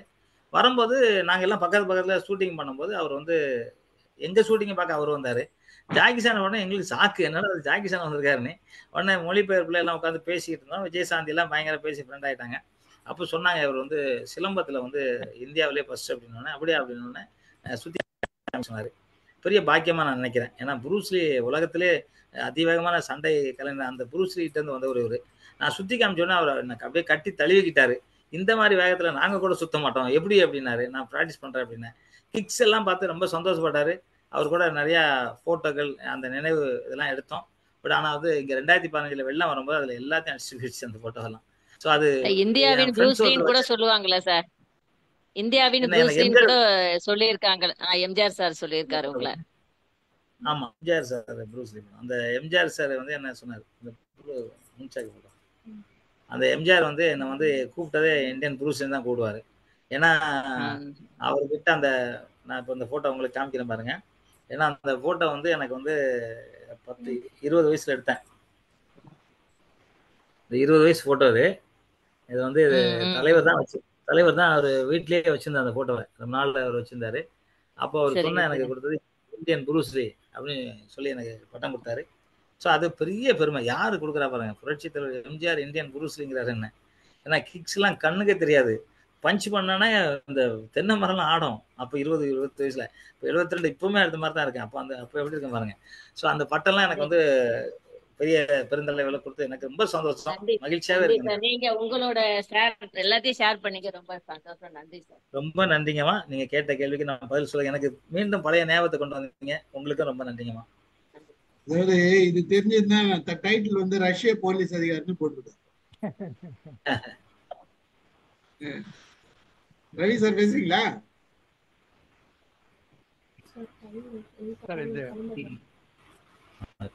சார் நீங்க சிவாஜி கூட நடிச்ச எக்ஸ்பீரியன்ஸை பத்தி கொஞ்சம் ஷேர் பண்ணுங்க. ஏன்னா அவருக்கு ஜென்ரலா ஃபைட்டிங் அவ்வளோ வராதுன்னு சொல்லுவாங்க. எம்ஜிஆர் படத்துல தான் நிறைய ஃபைட்டிங் இருக்கும், சிவாஜி படத்துல அவ்வளோ ஃபைட்டிங் இருக்காது. அதை பத்தி கொஞ்சம் எக்ஸ்பீரியன்ஸ் சொல்லுங்க. இந்த படம் வந்து சார் நம்ம சொல்லுங்க சொல்லுங்க சிவாஜி பத்தி. நான் சிவாஜி சார் வந்து எனக்கு வந்து இந்த குன்றத்தூர்ல கொல்லச்சேரின்னு ஒரு இடம் இருக்கு. அதுல வந்து பாலாஜி சார் படம், அது என்ன படம் பேர் கூட மறந்துட்டேன். அந்த படத்துல ஃபர்ஸ்ட் ஃபைட் பண்றோம். ஃபர்ஸ்ட் பண்ணும்போது அவர் எங்களை ஃபைட்டரை கூப்பிட்டதே, டேய் தடி மாடுங்களா அவங்க வாங்கடா அப்படிதான் கூப்பிட்டாரு. ஃபர்ஸ்ட் கூப்பிட்டதே எனக்கு ஏதோ புரட்சி தலைவர் எங்களை வந்து வேற மாதிரி கூப்பிடுவாரு. இவர் ஃபர்ஸ்ட் பார்க்க மாதிரி தான் கூப்பிடுறாரு. கூப்பிட்டோடனே நான் வந்து சொல்றாங்க இது மாதிரி வந்து ஃபைட் அவர்கிட்ட கம்போஸ் பண்ண சொல்றாங்க. நான் பண்ண மாட்டேங்கிறேன். இல்லை அவர்கிட்ட நான் பண்ணல, எனக்கு வேண்டாம், நான் வீட்டுக்கு போறேன் அப்படிங்கிறேன். ஏன் அப்படின்னு கேட்குறாங்க. அது அப்படியே சிவாஜி சாருக்கு போகுது. உடனே அவர் கூப்பிடுறாரு பிரேக்ல, அவனை கூப்பிடுங்க அப்படின்னாரு. இப்படி அண்ணன் கடை இருக்கியா அப்படின்னாரு. அண்ணன்னா எம்ஜிஆர் அண்ணன்னு சொல்லுவார். ஆமா அப்படின்னா, அதான் உனக்கு இருக்கு, நான் யாரை என்ன கூப்பிட்டேன், நீங்க இந்த மாதிரி சொன்னீங்க ஐயா, எனக்கு அது பிடிக்கல அப்படின்னு. ஏய் என் தம்பி, என் பிள்ளைய நான் ஜாலியா கூப்பிடுறேன், இதுல என்ன வருத்தம் இருக்கு, உனக்கு என்ன வருத்தம், உனக்கு நான் மன்னிச்சுக்க அப்படின்னாரு. ஏன்னா ஆடி போயிட்டேன். ஏன்னா நடிகர் திலகம் வந்து ஒரு வீரபாண்டிய கட்டபொம்மனா இருக்கட்டும், ஒரு சரஸ்வதி சபதமா இருக்கட்டும், ஒரு திருவிளையாடலா இருக்கட்டும், அந்த மனிதரை பார்த்து தான் கடவுள் இப்படி இருப்பாரு கடவுளுக்கே தெரியும். ஒரு தங்க பதக்கம்னு ஒரு படத்துல சௌத்ரி சார் அப்படின்னு ஒரு போலீஸ் அதிகாரியை இப்படிதான் ஒரு போலீஸ் அதிகாரி இருக்கணும் இருக்கிறாங்களோன்னு நினைச்ச அந்த மாமனிதன் ஒரு வார்த்தை கேட்டோன்னா அப்படியே ஆடி அப்படியே காலில் விழுந்துட்டேன். காலில் வந்து என்ன ஏன் நீங்க பேசுறீங்க, நான் மன்னிச்சிருங்க, எனக்கு வந்து தெரியாம நான் சொல்லிட்டேன், நான் வந்து எனக்கு என்னமோ வந்து இந்த சண்டை கத்துக்கிறதுனால கொஞ்சம் எனக்கு கோவம் வரும், வேற ஒன்றும் இல்லை அப்படின்னா. இல்ல நான் உரிமையா கூப்பிடுறேன், இவரு அத்தனை பேரும் உரிமையா கூப்பிடுறேன், எல்லாரும் எனக்கு கூட்டில வந்து சாப்பிட சொல்லுவேன் அப்படி சொல்லி சொன்ன உடனே நான் அவர் மேல ரொம்ப பாசமாயிட்டேன். அதுல வந்து என்ன உரிமையா வந்து என் ஜாதி பேரை சொல்லி தான் கூப்பிடுவாரு. அவர் வந்து என் பேரை கூட சொல்ல மாட்டாரு. எங்கம்மா அவன் ரொம்ப கோவப்படுவான் பாரு. வீட்டுல கூட்டு பேர் ஊஞ்சல வச்சு ஆடி வச்சிருக்காரு. அப்புறம் தான் நினைச்சேன் அவர் ஒரு பொன்மன செம்மல்னி, எல்லாருக்கும் அள்ளி அள்ளி கொடுக்குற வள்ளல் அப்படின்னு. யாருக்குமே தெரியாது அள்ளி அள்ளி கொடுக்கறது. அப்படி அள்ளி அள்ளி கொடுக்குற ஒரு மாபெரும் மனிதன் அப்படிங்கிறது எனக்கு தெரிஞ்ச உடனே ரொம்ப ரொம்ப சந்தோஷப்பட்டேன். அவரு கூட பழக்கம். அவர் இறந்து போன அன்னைக்கு, அவரு இறந்ததுல இருந்து அவர் பாடியை எடுத்து அடக்கம் பண்ற வரைக்கும் நான் சாப்பிடவே இல்லை, அங்கேயே நின்றுகிட்டு இருந்தேன். பிரபு சார் கூட சொன்னார், இல்லை மாஸ்டர் நீங்க போய் சாப்பிடுங்கன்னாரு. இல்லை நான் போக மாட்டேன் அப்படின்னு சொல்லி 2 நாள் அங்க இருந்தேன். எனக்கு வந்து அவரு கூட பழகினது, அவரோட பேசுனது, அவரோட நடிச்சது, அதெல்லாம் ஒரு பெரிய பிராப்தமா நினைக்கிறேன். இந்த பக்கம் ஒரு பெரிய இமயமலை எம்ஜிஆர்னா, இந்த பக்கம் ஒரு பெரிய இமயமலை சிவாஜி கணேசன். இமயமலை கூட நான் ஒர்க் பண்ணது பெரிய பாக்கியமா நினைக்கிறேன். இறைவனுக்கு நான் நன்றி சொல்றேன். நன்றி சார். இந்த வர்மக்கலையை நீங்க கத்துக்கிட்டீங்க அப்படின்னு சொன்னீங்க இல்லையா, அந்த வர்மக்கலையை எப்படி கத்துக்கிட்டீங்க, எப்படி யூஸ் பண்றீங்க அப்படின்னு அதை பத்தி கொஞ்சம் எக்ஸ்பிளைன் பண்ணுங்க. இல்லையா, முதல்ல எங்களுக்கு வந்து விரல்ல லைட்டா கிழிச்சிட்டு அது வெத்தலையில வச்சு அதை எழுதி சத்தியம் பண்ணி கற்பூரத்தை அடிச்சு தான் நான் வந்து எங்க வாத்தியார் கற்றுக் கொடுத்தாரு. மிஸ்யூஸ் யாருக்காகவும் வந்து உன்னோட உயிருக்கு ஆபத்து இல்லாத எந்த யூஸ்க்கும் யூஸ் பண்ணக்கூடாது. இது மாதிரி ரொம்ப சத்தியங்கள் நிறைய, அது வந்து அந்த மந்திரங்கள் சொல்லி அந்த சத்தியம் வாங்கினதுனால நான் அதை வந்து யாருக்கும் வந்து அனாவசியமா நான் இது வரைக்கும் சொல்லி தரல. யாருக்கிட்டையும் நான் அனாவசியமா யூஸ் பண்ணவும் இல்லை. ஒரு வேளை உடம்பு சரியில்லாம அந்த கை கால் இதாயிருக்கும், அவங்களெல்லாம் நான் சரி பண்ணி விடணும் இல்லையா. வந்து வேற அந்த கலையை வந்து எதுக்காக நான் இன்னும் யூஸ் பண்ணவும் மாட்டேன். ஏன்னா அந்த வர்மக்கலை வந்து நம்ம பெரிய மருத்துவம். இப்போ கூட எங்க ஆபீஸ்ல ஒருத்தவங்க ஒர்க் பண்றாங்க, அவங்க பொண்ணுக்கு திடீர்னு ஒரு பிரச்சனை. நான் வந்து அவங்க ஹாஸ்பிட்டல்லாம் பாக்குறாங்க, ஐசியூலாம் வச்சிருக்காங்க, சரியாகல. நான் போனவன் ஹாஸ்பிட்டலில் போய் அந்த பொண்ணு காலை வந்து சும்மா ஒரு 2 3 நரம்பு பிடிச்சி இழுத்து விட்டு வந்தேன், அவ்வளவுதான். அடுத்த நாள் வீட்டுக்கு வந்துட்டாங்க, அந்த பொண்ணு சரியாயிடுச்சு, அவ்வளவுதான். டாக்டரே கண்டுபிடிக்க முடியாது. இந்த மாதிரி வர்மக்கலைக்கு இந்த மாதிரி நிறைய எண்ணிலடங்காம நான் செஞ்சுக்கிட்டு இருக்கேன்.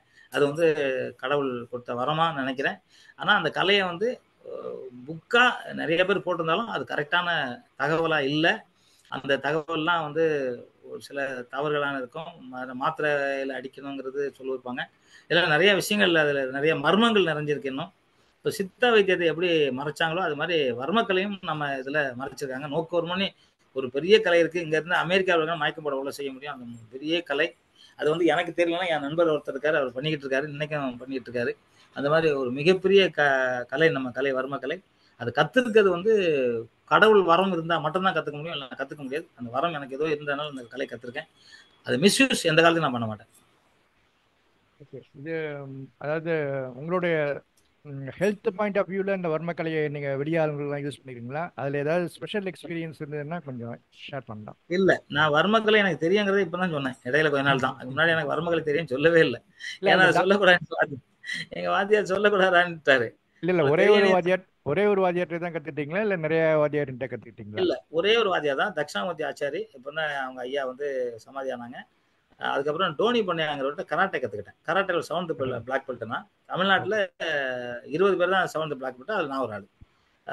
மற்ற கலைகள் அத்தனை கலையும் எங்கள் வாத்தியார் தட்சிணாமூர்த்தி ஆச்சாரி அவர்கிட்ட தான் கற்றுக்கிட்டேன். அவர் மாதிரி ஒரு மனிதர், அவர் மாதிரி ஒரு சண்டை கலைஞர் நானே இந்த வரைக்கும் பார்க்கல. அந்த மாதிரி ஒரு பெரிய கலைஞர் அவர். ஓகே, வாழ்த்துக்கள் ஐயா. பழைய படத்தை எல்லாமே நாங்கள் பார்த்துருக்கோம். நம்ம சிவகுமார் ஐயா மாதிரி அந்த காலத்தில் எல்லா படத்துலையும் உங்களோட ஃபைட் சீட்லாம் பார்த்து ரசிச்சிருக்கோம். இப்போ நேரில் உங்களை பார்த்ததுக்கு ரொம்ப சந்தோஷப்படுறோம். வாழ்த்துக்கள். தேங்க்யூ. நன்றியா. சிவகுமார் ஐயா சொன்னவன் தான் எனக்கு ஞாபகம். அவரோட நிறைய படம் ஒர்க் பண்ணியிருக்கேன். அவர் எனக்கு ஒரு புக்கு பரிசளிச்சார், அவர் யோகா புக்கு. அதில் ஒரு வார்த்தை எழுந்தாரு, என்னை வந்து மார்க்கெட்டைன்னு சொல்லுவாங்க, ஆனா எனக்கு தெரிஞ்சு நீ தான் உடம்பு கோயிலா நினைச்சுக்கிட்டு இருக்கா, நீ தான் மார்க்கெண்டைன்னு அவர் கைப்பட எழுதி எனக்கு கொடுத்தாரு. அதை மறக்கவே முடியாது. ஏன்னா ஒரு மார்க்கெண்டைன்னு சொல்லும்போது எவ்வளவு சந்தோஷமா இருக்கும் இல்லையா? அது பெரிய மகிழ்ச்சியான சரிங்கய்யா, சந்தோஷமா இருக்கியா. வாழ்த்துக்கள். நன்றி. செல்வா பேசுறீங்களா? அவங்க சார் ஒரு நிமிஷம் நான் பேசிடுறேன், எனக்கு 8:30. வணக்கம். ரொம்ப அதாவது ஒரு காலகட்டத்தில எல்லாம் ஜாக்வார் தங்கம் ஸ்டன் மாஸ்டருக்காகவே படம் பார்க்கிற ஒரு குரூப் இருந்தாங்க. அந்த அளவுக்கு ஒரு பிரபலமான ஸ்டண்ட் மாஸ்டரா நீங்க இருந்திருக்கீங்க. ஏன்னா கொஞ்சம் உங்களை விட கொஞ்சம் அந்த வயதை ஒட்டினவர்கள்லாம் உங்களை பத்தி நிறைய சொல்லி இருக்கிறாங்க. அந்த உங்க ஸ்டண்டினுடைய திறமை இதெல்லாம் வந்து நிறைய சொல்லுவாங்க. வந்து நமக்கு வந்து நீங்க சொன்னாப்ல ஸ்டண்ட் மாஸ்டர்னா அப்படி என்ன அப்படின்னு நினைப்போம். ஆனா நீங்க தான் எல்லாம் அப்படிங்கிறது வந்து நிறைய பேருக்கு இப்ப எங்க குரூப்ல உள்ளவங்க நிறைய பேருக்கு தெரியும். ஆனா வந்து அது அவ்வளவு ஒரு முக்கியத்துவம் உள்ளது. அதுல நீங்க வந்து எனக்கு ரொம்ப பெருமை வந்து திருநெல்வேலி மாவட்டத்தை சேர்ந்தவங்க. நான் திருநெல்வேலி மாவட்டம், இப்ப ஒருங்கிணைந்த மாவட்டம், இப்ப தென்காசி மாவட்டம். இருந்தாலும் எங்க மாவட்டத்துல இருந்து நீங்க போய் இவ்வளவு பிரபலமாயிருப்பது ரொம்ப மகிழ்ச்சியா இருக்குது. அதுவும் உங்ககிட்ட நான் இப்ப நீங்க பேசுனதுல இருந்து நான் பார்த்தது உங்கள்ட்ட பெருமையே இல்லாம ரொம்ப அடக்கமா நீங்க இவ்வளவு விருது வாங்கியிருக்கிறீங்க, இவ்வளவு பேருக்கு சண்டை சொல்லி தந்திருக்கிறீங்க, அத்தனை கலைகளையும் கையில வச்சிருக்கீங்க. ஆனா பெருமை இல்லாம நீங்க இருக்கிறதும் அதுதான் எனக்கு ரொம்ப மகிழ்ச்சியா இருக்குது. உங்க குழந்தைங்களை நீங்க எப்படி உருவாக்கிட்டு வரீங்களா? ஆமா, என் குழந்தைங்களை எல்லாம் உருவாக்கி சினிமாவில் நடிக்க வச்சு கல்யாணம் பண்ணி கொடுத்துட்டேம்மா. எல்லாம் நல்லபடியா எல்லாம் இருக்காங்க. ஆமா, பேரெல்லாம் வந்துட்டாங்க, எல்லாம் நல்லபடியா இருக்காங்க. ஏன்னா உங்க கலை அழிந்து போயிடாது இல்லையா? இல்லம்மா, அந்த கலை அவங்களுக்கு தெரியும். என் பசங்க வந்து அவ்வளவு 100% அவங்க இன்ட்ரெஸ்டா இல்லை என்ன மாதிரி. நான் தான் இப்போ ஜாக்வார் படம் ஹீரோவா நான் நடிக்கிறேன். ஏன்னா அவங்களதான் நடிக்க சொன்னேன். பட் அவங்க சூழ்நிலைகள் வந்து அவங்க வந்து என்ன மாதிரி ஃபிட்டா இல்லைங்கிறது தான் ஒரு பெரிய ஆச்சரியமான விஷயம். நான் வந்து எவ்வளவு இதான் மழையா பெஞ்சாலும் சரி, எவ்வளவு கொரோனா இருந்தாலும் சரி, நான் உடற்பயிற்சி பண்ணா வெளியே போகவே மாட்டேன். ஏன்னா எனக்கு என் உடம்பு முக்கியம். அதனால அப்படி இருந்தேன். அதனால அந்த படம் வந்து ஜாக்வாருங்க படம் நானே ஹீரோவா பண்ணேன். 72 வயசுல உலகத்திலே முதல் அறிமுக நாயகனே நான் தான். உலகத்திலே நான் வந்து ரெக்கார்டு பார்த்தேன். சரி ஏன் போடலன்னா இந்த 28ஆம் தேதி பூஜை அலௌன்ஸ் பண்ணிருக்கேன். தான் ஏப்ரல் 28. அது வந்து என்னங்கம்மா, நீங்க தான் தயாரிப்பாளரா? நானே தயாரிப்பாளர், நானே டைரக்டர், நானே ஹீரோ. நான் ஏற்கனவே 3 படம் டைரக்ட் பண்ணி நல்லா போயிடுச்சு. இப்போ 4வது படம். சரி சரி, மகிழ்ச்சி மகிழ்ச்சிங்க ஐயா, ரொம்ப மகிழ்ச்சி. அதாவது ரொம்ப உங்களுடைய இந்த மனம் தான், உங்களுடைய முயற்சி தான் உங்களை திருவினை ஆக்கியிருக்குன்னு நல்லா தெரியுது. அது நீங்க உங்களுக்கு கத்து தந்தவங்களை மறக்காம நீங்க பேசுனது, உங்க கூட உள்ளவங்களை மறக்காம, இதுதான் உங்களுக்கு இன்னைக்கு உங்களுடைய வளர்ச்சிக்கு மிகப்பெரிய காரணமா நான் நினைக்கிறேன். வாழ்த்துக்கள் ஐயா, ரொம்ப மகிழ்ச்சி. இப்படி ஒரு நல்ல ப்ரோக்ராம் ஏற்படுத்தின ஸ்டீபன் சாருக்கும் நன்றி, வாழ்த்துக்கள். கண்டிப்பாமா. நான் என்னோட விஷயங்கள்ல பிறந்தது ஜெயிப்பதற்கு, born to win அப்படிதான் போட்டிருப்பேன். நம்ம சாகிறதுக்காகவோ தற்கொலை பண்றதுக்காக நம்ம பிறக்கல. கடவுள் நம்மளை எதுக்காக பிறந்திருக்காரு, அந்த இதை நம்ம சரி பண்ணணும். மக்களுக்கு எந்த வகையிலாவது மக்களுக்கு ஒரு நாளாவது உபயோகப்படுத்தணும். அட்லீஸ்ட் ஒரு காக்கைக்கு சாப்பாடாவது போடணும், ஒரு காக்கைக்கு தண்ணியாவது வைக்கணும், இல்ல ஒரு நாய்க்கு எதனா வாங்கி போடணும். இது இல்லைன்னா மனுஷனே கிடையாது. ஏன்னா கொடுத்து வாழ்றவன் தான் மனுஷன், எடுத்து வாழ்றவன் மனுஷனா இருக்க முடியாது. அது எங்க வாத்தியார் கற்றுக் கொடுத்தாரு. புரட்சி தலைவர் எம்ஜிஆர் சொன்னாரு, புரட்சி கலைஞர் விஜயகாந்த் அந்த வார்த்தையை சொல்லியிருக்காரு. அதனால அவங்க கிட்ட எல்லாம் அந்த பண்பு என் கூட இருக்குது. நம்ம மாவட்டத்துல பொதுவாக நீங்க சொல்லுவீங்க, நம்ம மாவட்டம் எல்லாருமே அண்ணாச்சி அப்படிம்பாங்க, இல்ல எல்லாருமே அன்பா பாசமா தான் கூப்பிட்டு பழக்கம். அந்த பாசம், நான் சென்னைக்கு 52 வருஷம் ஆச்சு, நான் இன்னும் அந்த பாசத்துல தான் இருக்கேன். பிறக்கிறது ஒரு வாட்டி, இறக்கிறது ஒரு வாட்டி தான். அது வரைக்கும் நம்ம மனுஷனா இருக்கணும், நல்லவனா இருக்கணுங்கிறத என்னோட எண்ணம். நல்லவனா தான் இருந்துகிட்டு இருக்கேன், இருப்பேன். நன்றி ஐயா, வாழ்த்துக்கள். நன்றி நன்றி சார், நன்றி. வாங்க எனக்கு தெரியாத ஐயா. வணக்கம் ஐயா. வணக்கம் சார். ஐயா வணக்கம், நான் செல்வராஜ் பேசுறேன். நல்லா இருக்கீங்களா ஐயா? நல்லா இருக்கேன் ஐயா, ரொம்ப ரொம்ப சந்தோஷம் உங்களை சந்திச்சது. அமெரிக்கால இருந்து பேசுறாரு. அமெரிக்காவா? ஆமா, அமெரிக்கால இருந்து. அமெரிக்கால தான் தமிழர் இருந்தாங்க, நம்ம தமிழர்களை சந்திக்க வந்திருக்கேன். சந்தோஷம். எனக்கு அமெரிக்கால நியூஸ் போட்டிருக்காங்க, நான் அனுப்பி விடுறேன் உங்களுக்கு. அப்படிங்களா? சந்தோஷம் சந்தோஷம். உங்களை பார்த்தா இப்போ நான் 50 வயசு தான் ஆகுது, உங்களை பார்த்தா 30 வயசு மாதிரி இருக்கு. நானும் இப்போ மாறணும். இப்போ நீங்க எங்களுக்கு ப்ரெஷர் கொடுத்துருக்கீங்க, உங்களை மாதிரி நாங்க மாறுறதுக்கு என்ன பண்றதுன்னு யோசிக்கணும் இப்போ. என்கிட்ட நிறைய பேர் போலீஸ் அதிகாரி ரிட்டையர் ஆனோன்னு வயசாயிடுச்சுன்னு சொல்லுவாங்க. நான் சொல்லுவேன், ரிட்டையர் ஆகி இப்பதான் 1 வயசு உங்களுக்கு, 1ல இருந்து திருப்பி நடக்க முடியாம ஆரம்பிக்கணும். Correct correct. திருப்பி 20 வருஷம். ஏன்னா கழுகு தெரியும் இல்லையா, கழுகு உங்களுக்கு தெரியும் இல்லையா, கழுகு சுமார் பல நூற்று ஆண்டுகள் இருக்கும். அதுக்கு வயசாயிடுச்சுன்னொடனே அது தன்னோட இறகெல்லாம் அதே பிடுங்கி போடுறோம், இதெல்லாம் உடைச்சி எடுத்துட்டு திருப்பி முளைக்கும், திருப்பி பறந்து திருப்பி அதே மாதிரி இருக்கும். அது கழுகே 5 அறிவு உள்ள அதுக்கே இருக்கும்போது 6 அறிவு உள்ள நம்மையா இருக்கக்கூடாதுங்கிறது தான் என்னோட லட்சியம். நம்ம நிறைய புக்கு படிக்கிறோம், நிறைய உடற்பயிற்சிக்கான சாதனங்கள் கிடைக்குது. இப்போ கழுகு காக்கெல்லாம் என்னமோ கிடைக்கிறத கொத்தி சாப்பிட்டு நம்ம அப்படிலாம் இல்லை. நிறைய மூலிகைகள் இருக்கு, ஏகப்பட்ட மூலிகைகள் சாப்பிடலாம். நம்ம சித்தர்கள் 400 வருஷம் எல்லாம் இன்னும் உயிரோடு இருக்காங்க. எவ்வளவு பேர் இன்னும் போகலாம், இங்கேயும் இருக்காரு, சைனாவில் இருக்காரு, அவங்க போயிட்டு வராதுங்கிறாங்க. நான் நிறைய பாக்குறேன், எனக்கு தெரிஞ்ச ஒருத்தர் 260 வயசுல ஒருத்தர் நான் பார்த்து பேசிக்கிட்டு இருக்கேன். ஸோ அதனால நம்மளும் இருக்க முடியுங்கிறது எனக்கு நம்பிக்கையா, அதனால அந்த இதுல நம்புறேன். நீங்களும் உடற்பயிற்சி பண்ணீங்கன்னா நிச்சயமா என்னை விட இளமையா இருக்கலாம். நீங்க சின்ன வயசு தானே, என்ன வயசாகி போச்சு, ஏன்னா நான் செய்ய மாட்டேன், நீங்க செய்ய வேண்டாம இருக்கேன். அதுதான். ரொம்ப ரொம்ப சந்தோஷம். நீங்க உங்ககிட்ட இந்த பாசிட்டிவிட்டியை தான் நான் நோட் பண்ணிக்கிட்டே இருக்கிறேன். உங்ககிட்ட இருக்க அந்த நீங்க எப்படி இவ்வளோத்தையும் சாதிச்சிருக்கீங்க அப்படின்றதுக்கு காரணம் உங்ககிட்ட இருக்க அந்த பாசிட்டிவ் எனர்ஜி தான். நீங்க உங்களுக்கு வேற யாருமே ஊக்கம் கொடுக்கணும்னு அவசியம் இல்லை, உங்களுக்கே நீங்க ஊக்கம் கொடுத்துக்கிறீங்க. நீங்க எப்போ கத்துக்கிட்டீங்க, எங்கேயோ மாத்தியார்கிட்ட கத்துக்கிட்டீங்க, ஆனா எதையுமே மறக்காம அதை அப்படியே ஃபாலோ பண்றீங்க, அது பெரிய விஷயம். எனக்கு ஒரு சின்ன கேள்வி என்னன்னா சார், இந்த நம்மளுடைய இந்திய கலைகள் அப்படின்னு பார்த்து இப்போ இல்லை தமிழ் கலைகளோ இல்லை இந்திய கலைகளோ, இது நீங்க நிறைய இப்போ வெளிநாட்டு கலைகளும் கத்துக்கிட்டீங்க இல்லையா, கராத்தே, ஜூடோ, இதெல்லாம் நம்ம நாட்டுக்கு கிடையாது. ஜப்பானோ சைனாவோ இல்லை சவுத் கொரியாவோ வேற வேற நாட்டுகள்ல இருந்து நிறைய கத்துக்கிட்டு இருக்கீங்க. இது எல்லாம் நீங்க நிறைய கத்துக்கிறதுல நீங்க கடைசியா இது மாதிரி ஒரு கலை எதுவுமே இல்லடா, இதுலதான் ரொம்ப டெக்னிக்கலா நிறைய விஷயங்கள் போயிட்டே இருக்கு உள்ள அப்படின்னு நீங்க பார்த்து வியந்த கலை அப்படின்னா நீங்க எதை சொல்லுவீங்க? அது எதுவானா இருக்கலாம், நம்மள்தான் இருக்கலாம், இல்ல அடுத்த நாட்டு கலையா இருக்கலாம். ஐயா, யோகா கலைக்கு மிஞ்சி ஒரு உலகத்துல எந்த கலையுமே கிடையாது. யோகா கலை இன்னைக்கு யோகத்துல இந்த யங்கா இருக்க காரணம் யோகா. அது உடற்பயிற்சிக்கானது. அது எனக்கு நானுமே ரியலைஸ் பண்ணிட்டேன். நான் சொல்றது சண்டையில சொல்றேன். என்னங்க சண்டையில சொல்றீங்களா? சண்டையில சண்டை கலையில நம்ம சிலம்ப கலை. சிலம்பம்னா உள்ளங்கால்ல இருந்து உச்சந்தலையில இருக்க முடி வரைக்கும் எனக்கு அந்த வேலை இருக்கும்.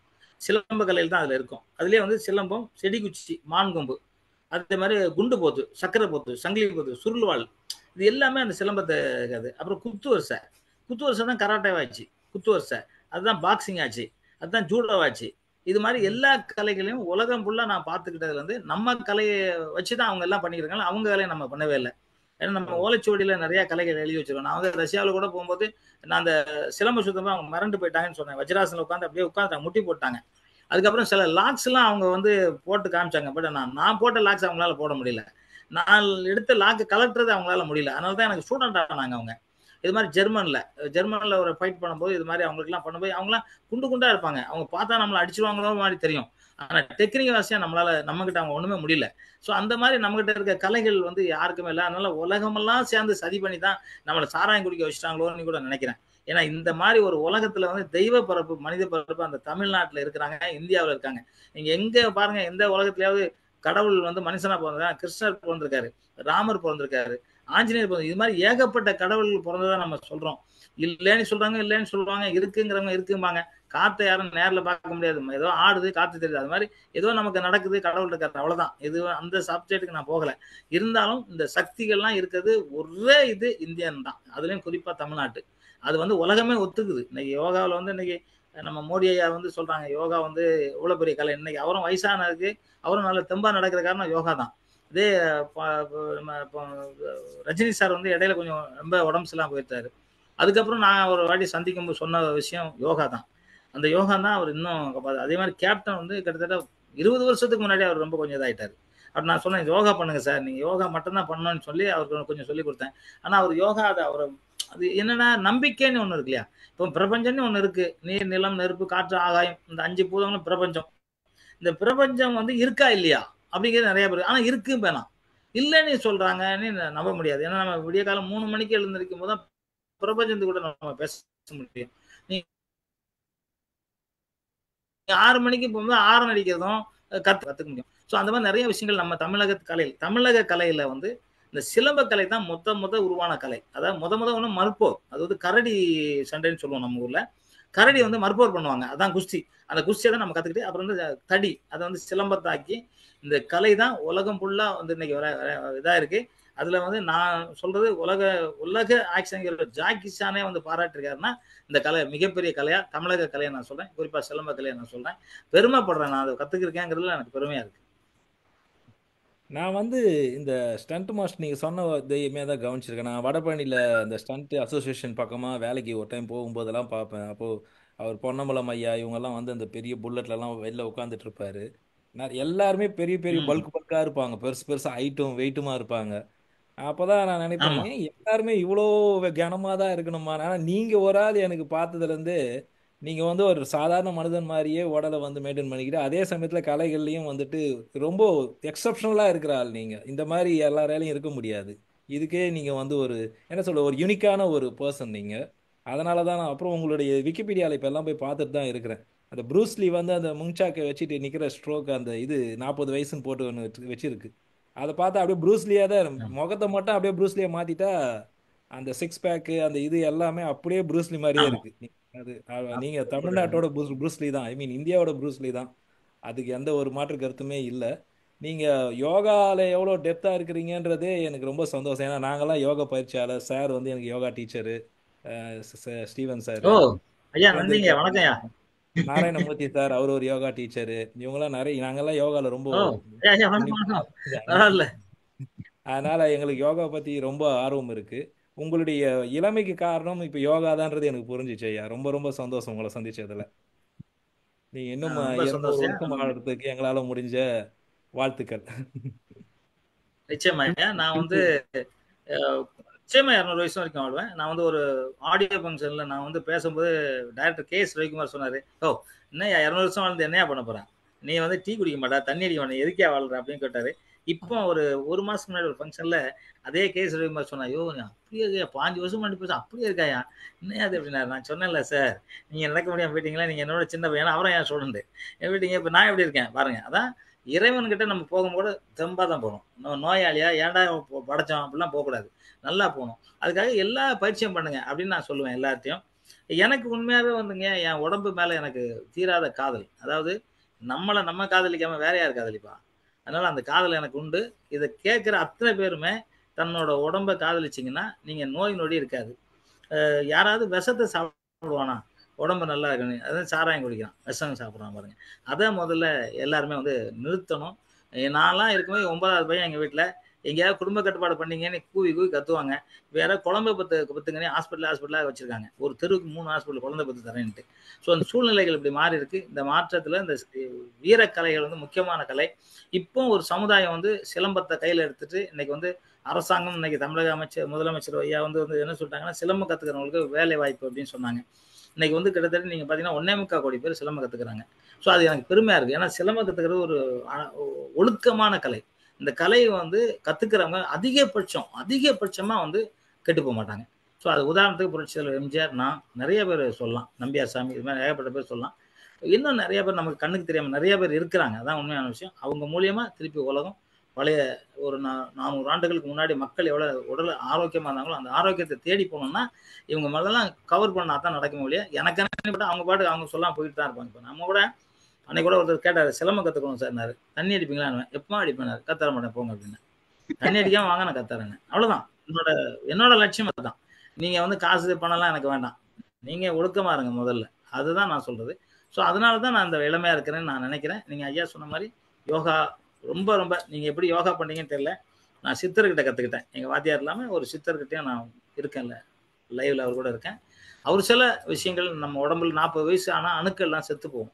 அப்பதான் முடி கொட்டுறது, முடி வெள்ளையாகிறது, டொக்கு விடுறது, பல்லு நம்ம கண்ட்ரோல் இல்லாம பல்லு போறது, நகம் எல்லாம் போயிடுறது, கையெல்லாம் வந்து சுருங்கி போறது, இந்த மாதிரிலாம் வரும். ஸோ அதை உயிர்ப்பிக்கிறது என்னங்கிறத நான் கத்துக்கிட்டனால தான் நான் ஆணித்தரமா சொல்றேன். இந்த அணுக்களை சாக விட மாட்டேன் அப்படிங்கிறதுனால நான் ஆணித்தரமா சொல்றேன். Super sir, super. உங்களோட கலை போகாம எல்லாருக்கும் சொல்லி கொடுங்க. இது ரகசியம் வச்சுட்டு இந்த கலைகளை எல்லாமே அழிச்சிடக்கூடாது.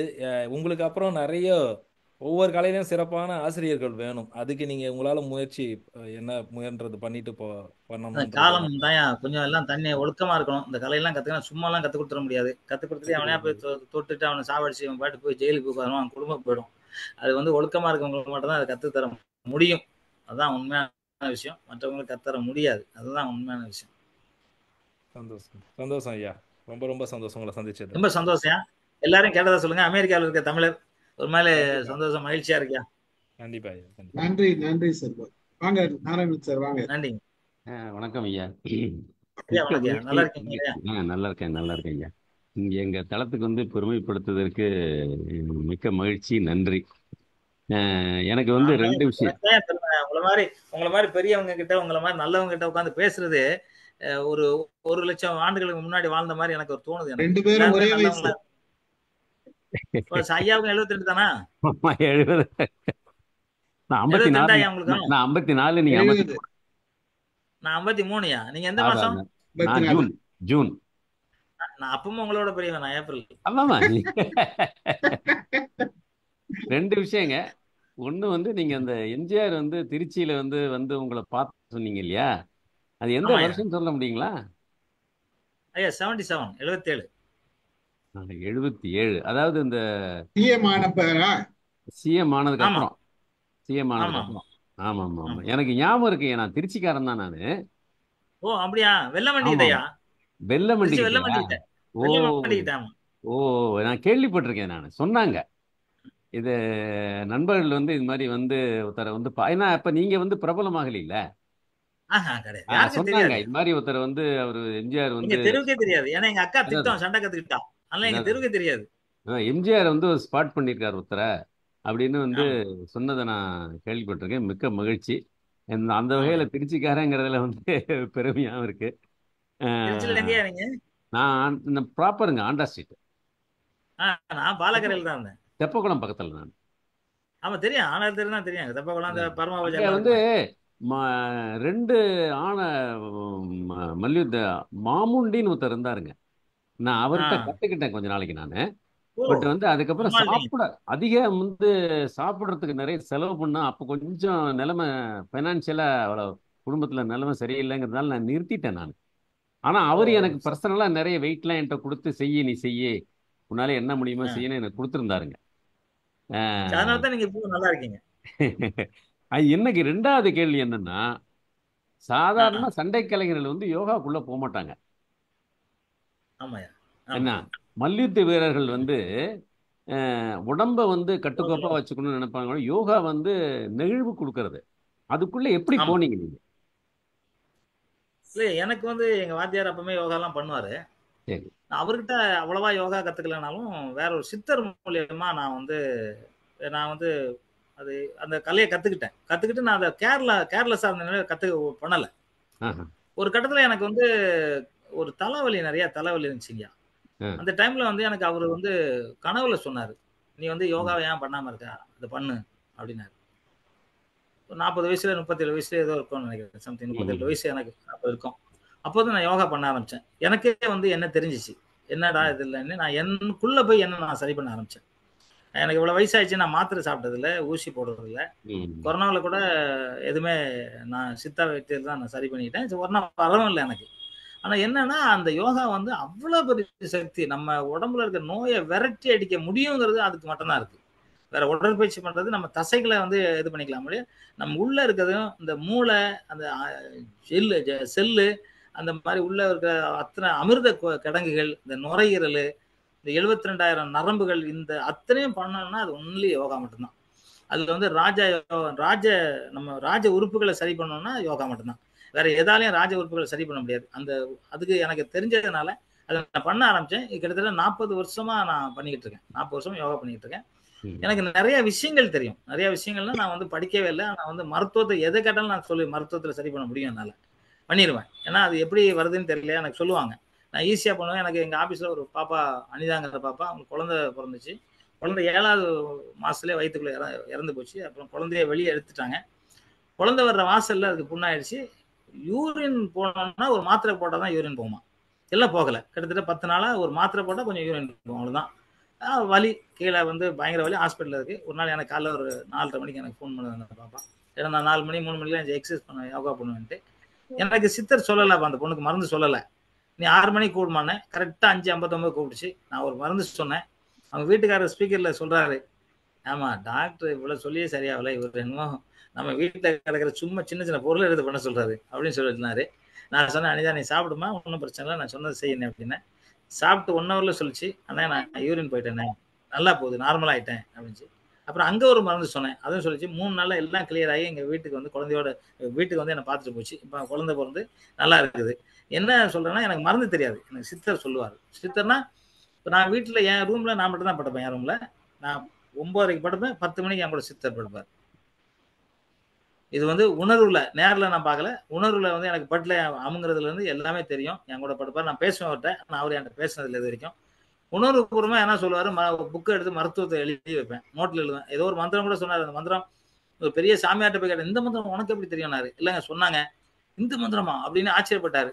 ஏன்னா அது மாதிரி நிறைய விஷயங்களை அவர் சொல்லித்தராரு, நான் கற்றுக்கிறேன். ஏதோ தெரியல, சம்திங் எனக்கு வந்து யாரோ என்ன வந்து சித்தர்கள் கூட நான் இருக்கிறேன் நான் நினைக்கிறேன், மனசார நினைக்கிறேன். அதனாலதான் உங்களை மாதிரி நல்லவங்கெல்லாம் பேச முடியுது. என்னன்னா நான் வந்து முடிய எப்படி வெட்டிக்கிட்டோ இல்லை வந்து அப்படி மாதிரி முண்டா பண்ணி போட்டு வருஷத்துல உங்க மாதிரி நல்லவங்க கூட பழகிற சக்தி எனக்கு கொடுக்குறாருன்னா அது வந்து சித்தர் தான், வேற யாரும் கொடுக்கல. அதனாலதான் உங்க முன்னாடி உட்காந்து நான் பேசுற பாக்கியம் எனக்கு கிடைச்சிருக்கு.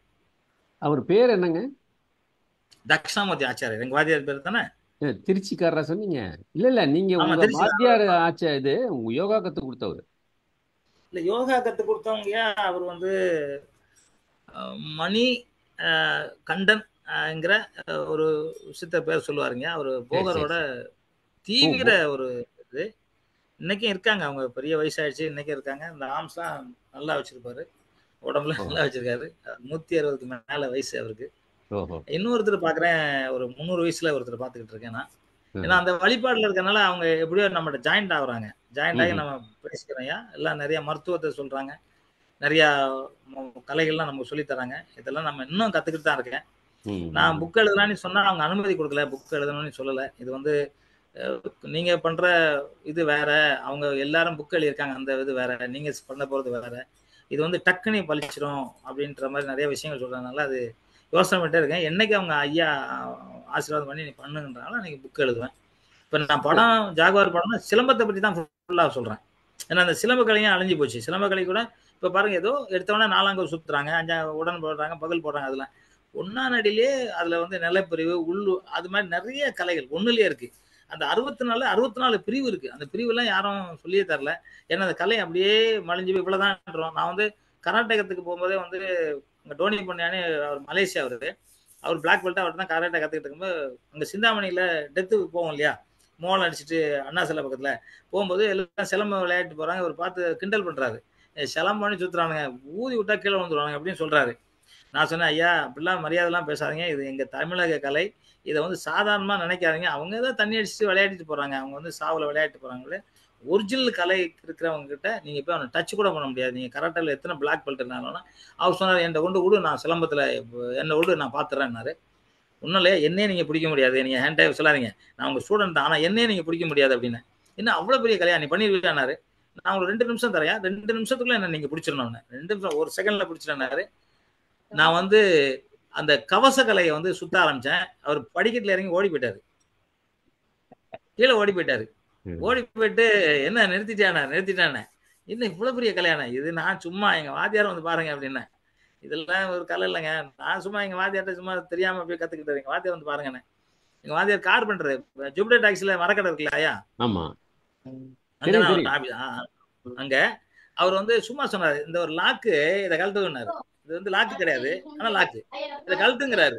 அவர் இழுத்து பாக்குறாரு, முடியவே இல்லை, அவரால் கழட்டவே முடியல. அவர் வேற எங்க வாத்தியார் ஒல்லியா சும்மா இருப்பாரு, அவர் குண்டா சமய அஜான பாகமா இருக்காரு, முடியவே இல்லை.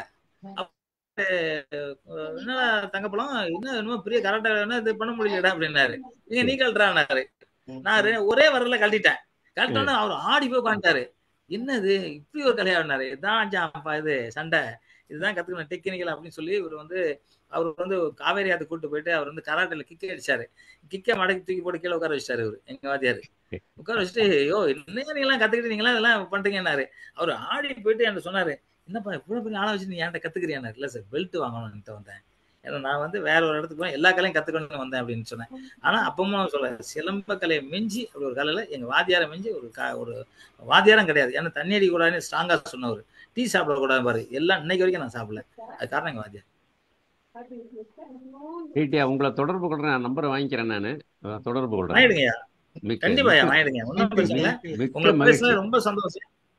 இப்பதான் நீங்க இளமையா இருக்கிறீங்க, உடற்பயிற்சி பண்ணி என்ன இளமையா ஆகுங்க. 30-35 வருஷமா யோகா பண்ணிட்டு இருக்கேன். அதுதான் வயசாயிடுச்சு மனசுல நினைச்சாரு, வயசாயிடுச்சு மனசுல நினைச்சாரு. மகிழ்ச்சியா, நன்றிங்க, நன்றி. நான் பேசிடலாமா? ரிஃபாய் பாய் பேசிடுறோம். ஓகே ஓகே, வாங்க ரிஃபாய் பாய். நன்றி சார், நன்றி சார். முதல்ல இப்படி ஒரு ஆளுமையை கொண்டு வந்து ஒரு அழகான ஒரு எபிசோடு, இது ரொம்ப பிரமிப்பா வைக்குது சார். நான் கூட எங்க அப்பா காலத்துல அப்பா சொல்லுவாரு, மதரசால கொண்டு விடும்போது ஒரு 1/2 மணி தான் சிலம்புக்கு பயின்ட்டு வாம்பாங்க. ஒரு இஸ்மாயில்னு சொல்லி ஒரு பாய் இருந்தாரு, அவர்கிட்ட போய் சிலம்பு கொஞ்ச நேரம் கத்துக்கிட்டா 4 வீடு கட்டுறது 8 வீடு கட்டுறது வரைக்கும். அதுக்கப்புறம் சுத்த முடியல, யாருடைய கம்பு பறந்து போய் அந்த இது வேற ஒருத்தர் கண்ணில் பட்டு பெரிய பிரச்சனை ஆகி வீட்டில் வந்து ஒரே சண்டை, எங்க அம்மா ஒரே சண்டை பிடிச்சி இனி அவனை சிலம்பு கிளாஸுக்கே அனுப்பக்கூடாதுட்டாங்க.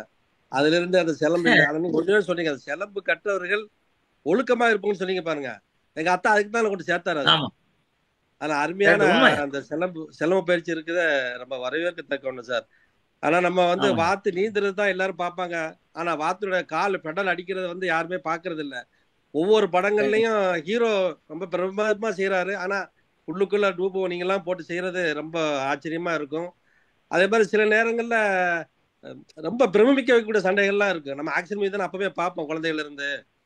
அது மாதிரி எம்ஜிஆருடைய படங்கள், நம்பியாசார் படங்கள்லாம் பார்த்துருக்கோம். ஆனா நீங்க இந்த அளவுக்கு 2000 படங்களுக்கு மேல இவ்வளவு ஆளுமையா அந்த செஞ்சிருக்கிறது வந்து சண்டை காட்சிகள் அமைச்சிருக்கிறது வந்து ரொம்ப பிரமிக்க வைக்குது சார். நான் ஒரே ஒரு கேள்வி மட்டும் கேட்குறேன் சார். இந்த மாதிரி வில்லன் ஆக்டர், இந்த மாதிரி உங்களை மாதிரி இந்த கொரியோகிராஃபர், ஸ்டண்டோடைய கொரியோகிராஃபர்லாம் வந்து டெய்லி குறைஞ்சது 10 முட்டை 30 முட்டை சாப்பிடுவோம் அப்படியா?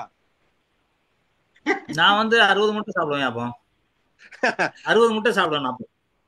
இல்ல அது சொல்லுவாங்க, அவங்க நெருங்க முடியாது, முட்டை தான் சாப்பிடுவாங்க, வேற எதுவும் சாப்பிட மாட்டாங்க. இல்ல அப்போ வந்து ஒரிஜினல் சாப்பாடு கோழி முட்டை எல்லாம் 5 பைசாக்கு 3 முட்டை, நாட்டுக்கோழி முட்டை. அது வந்து பச்சை அப்படியே உடச்சி குடிச்சுக்கிட்டு இருக்கோம். பச்சை பால் ஒரு 2-3 படி குடிப்பேனா, ஒண்ணுமே பண்ணாது. நீங்க இப்ப குடிச்சு பாருங்க, முட்டைலாம் உங்களாலே தாங்க முடியாது, அந்த அளவு மோசமாயிடுச்சு முட்டைலாம். நான் எல்லாம் இப்பெல்லாம் முட்டைலாம் சாப்பிட்டு நிறைய நாள் ஆயிடுச்சு. ஏன்னா முட்டை பால் எல்லாம் சாப்பிட்டு அதெல்லாம் விஷமாக்கிட்டேன் சாப்பிடுறதுனால மூலிகைகள் தான் நான் வந்து இதெல்லாம் சத்தை உண்டாக்கிக்கிறேன். ஏன்னா இனிப்பு, துவர்ப்பு, கசப்பு, உப்பு இது மாதிரி எல்லாம் தேவை. அதனால மூலிகைகளே இருக்கு, அதை வச்சு சாப்பிட்டுக்கிறேன், அவ்வளவுதான். இதெல்லாம் சாப்பிடுறது இல்லை. நன்றி சார். ஆனா நீ சொன்ன மாதிரி 72 வயசுலயே இந்த மாதிரி அந்த முடி உதுறது கூட இல்லாம நல்ல பம்பா இருக்கீங்க. Thank you sir. இன்னொன்னு நீங்க நினைச்ச மாதிரி எத்தனையோ ஆண்டுகள் உங்களுடைய வாழ்க்கை நிகழட்டும். வாழ்த்துக்கள் சார். உங்க பேரனோட பேரங்கள் வந்து இதே மாதிரி வருவாங்க. வாருங்க, வாங்க, வாழ்த்துக்கள். நன்றிங்க, ரொம்ப சந்தோஷம். ஒரு சிறப்பான உரை. ஒரு ஸ்டண்ட் மாஸ்டர் வந்து டான்ஸ் மாஸ்டர் எல்லாம் பார்த்துருக்கேன் இது, பட் இப்பதான் ஸ்டண்ட் மாஸ்டர் இந்த காணொலி மூலம் பாக்குறேன்.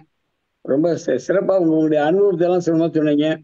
எம்ஜிஆர் வந்து உங்களை கண்டுபிடிச்சது வந்து திருச்சியில் நீங்க, அது 1977 நானும் 1975 இருந்து 1975 to 1980 வரை நான் திருச்சி துவாக்குடியில இருக்கிற ரீஜனல் இன்ஜினியரிங் காலேஜில் தான் பொறியியல் படிச்சுக்கிட்டு இருந்தேன். அந்த பீரியட்ல தான் நீங்க இதா இருக்கீங்க.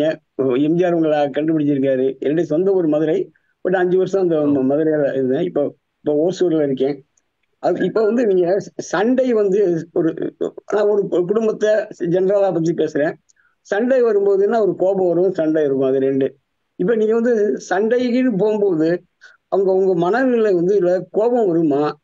அது ஒண்ணு. அந்த கோபம் இன்கேஸ் கோபம் வந்துச்சுன்னா வீட்டுல வந்து எப்படி அந்த இது வரும்?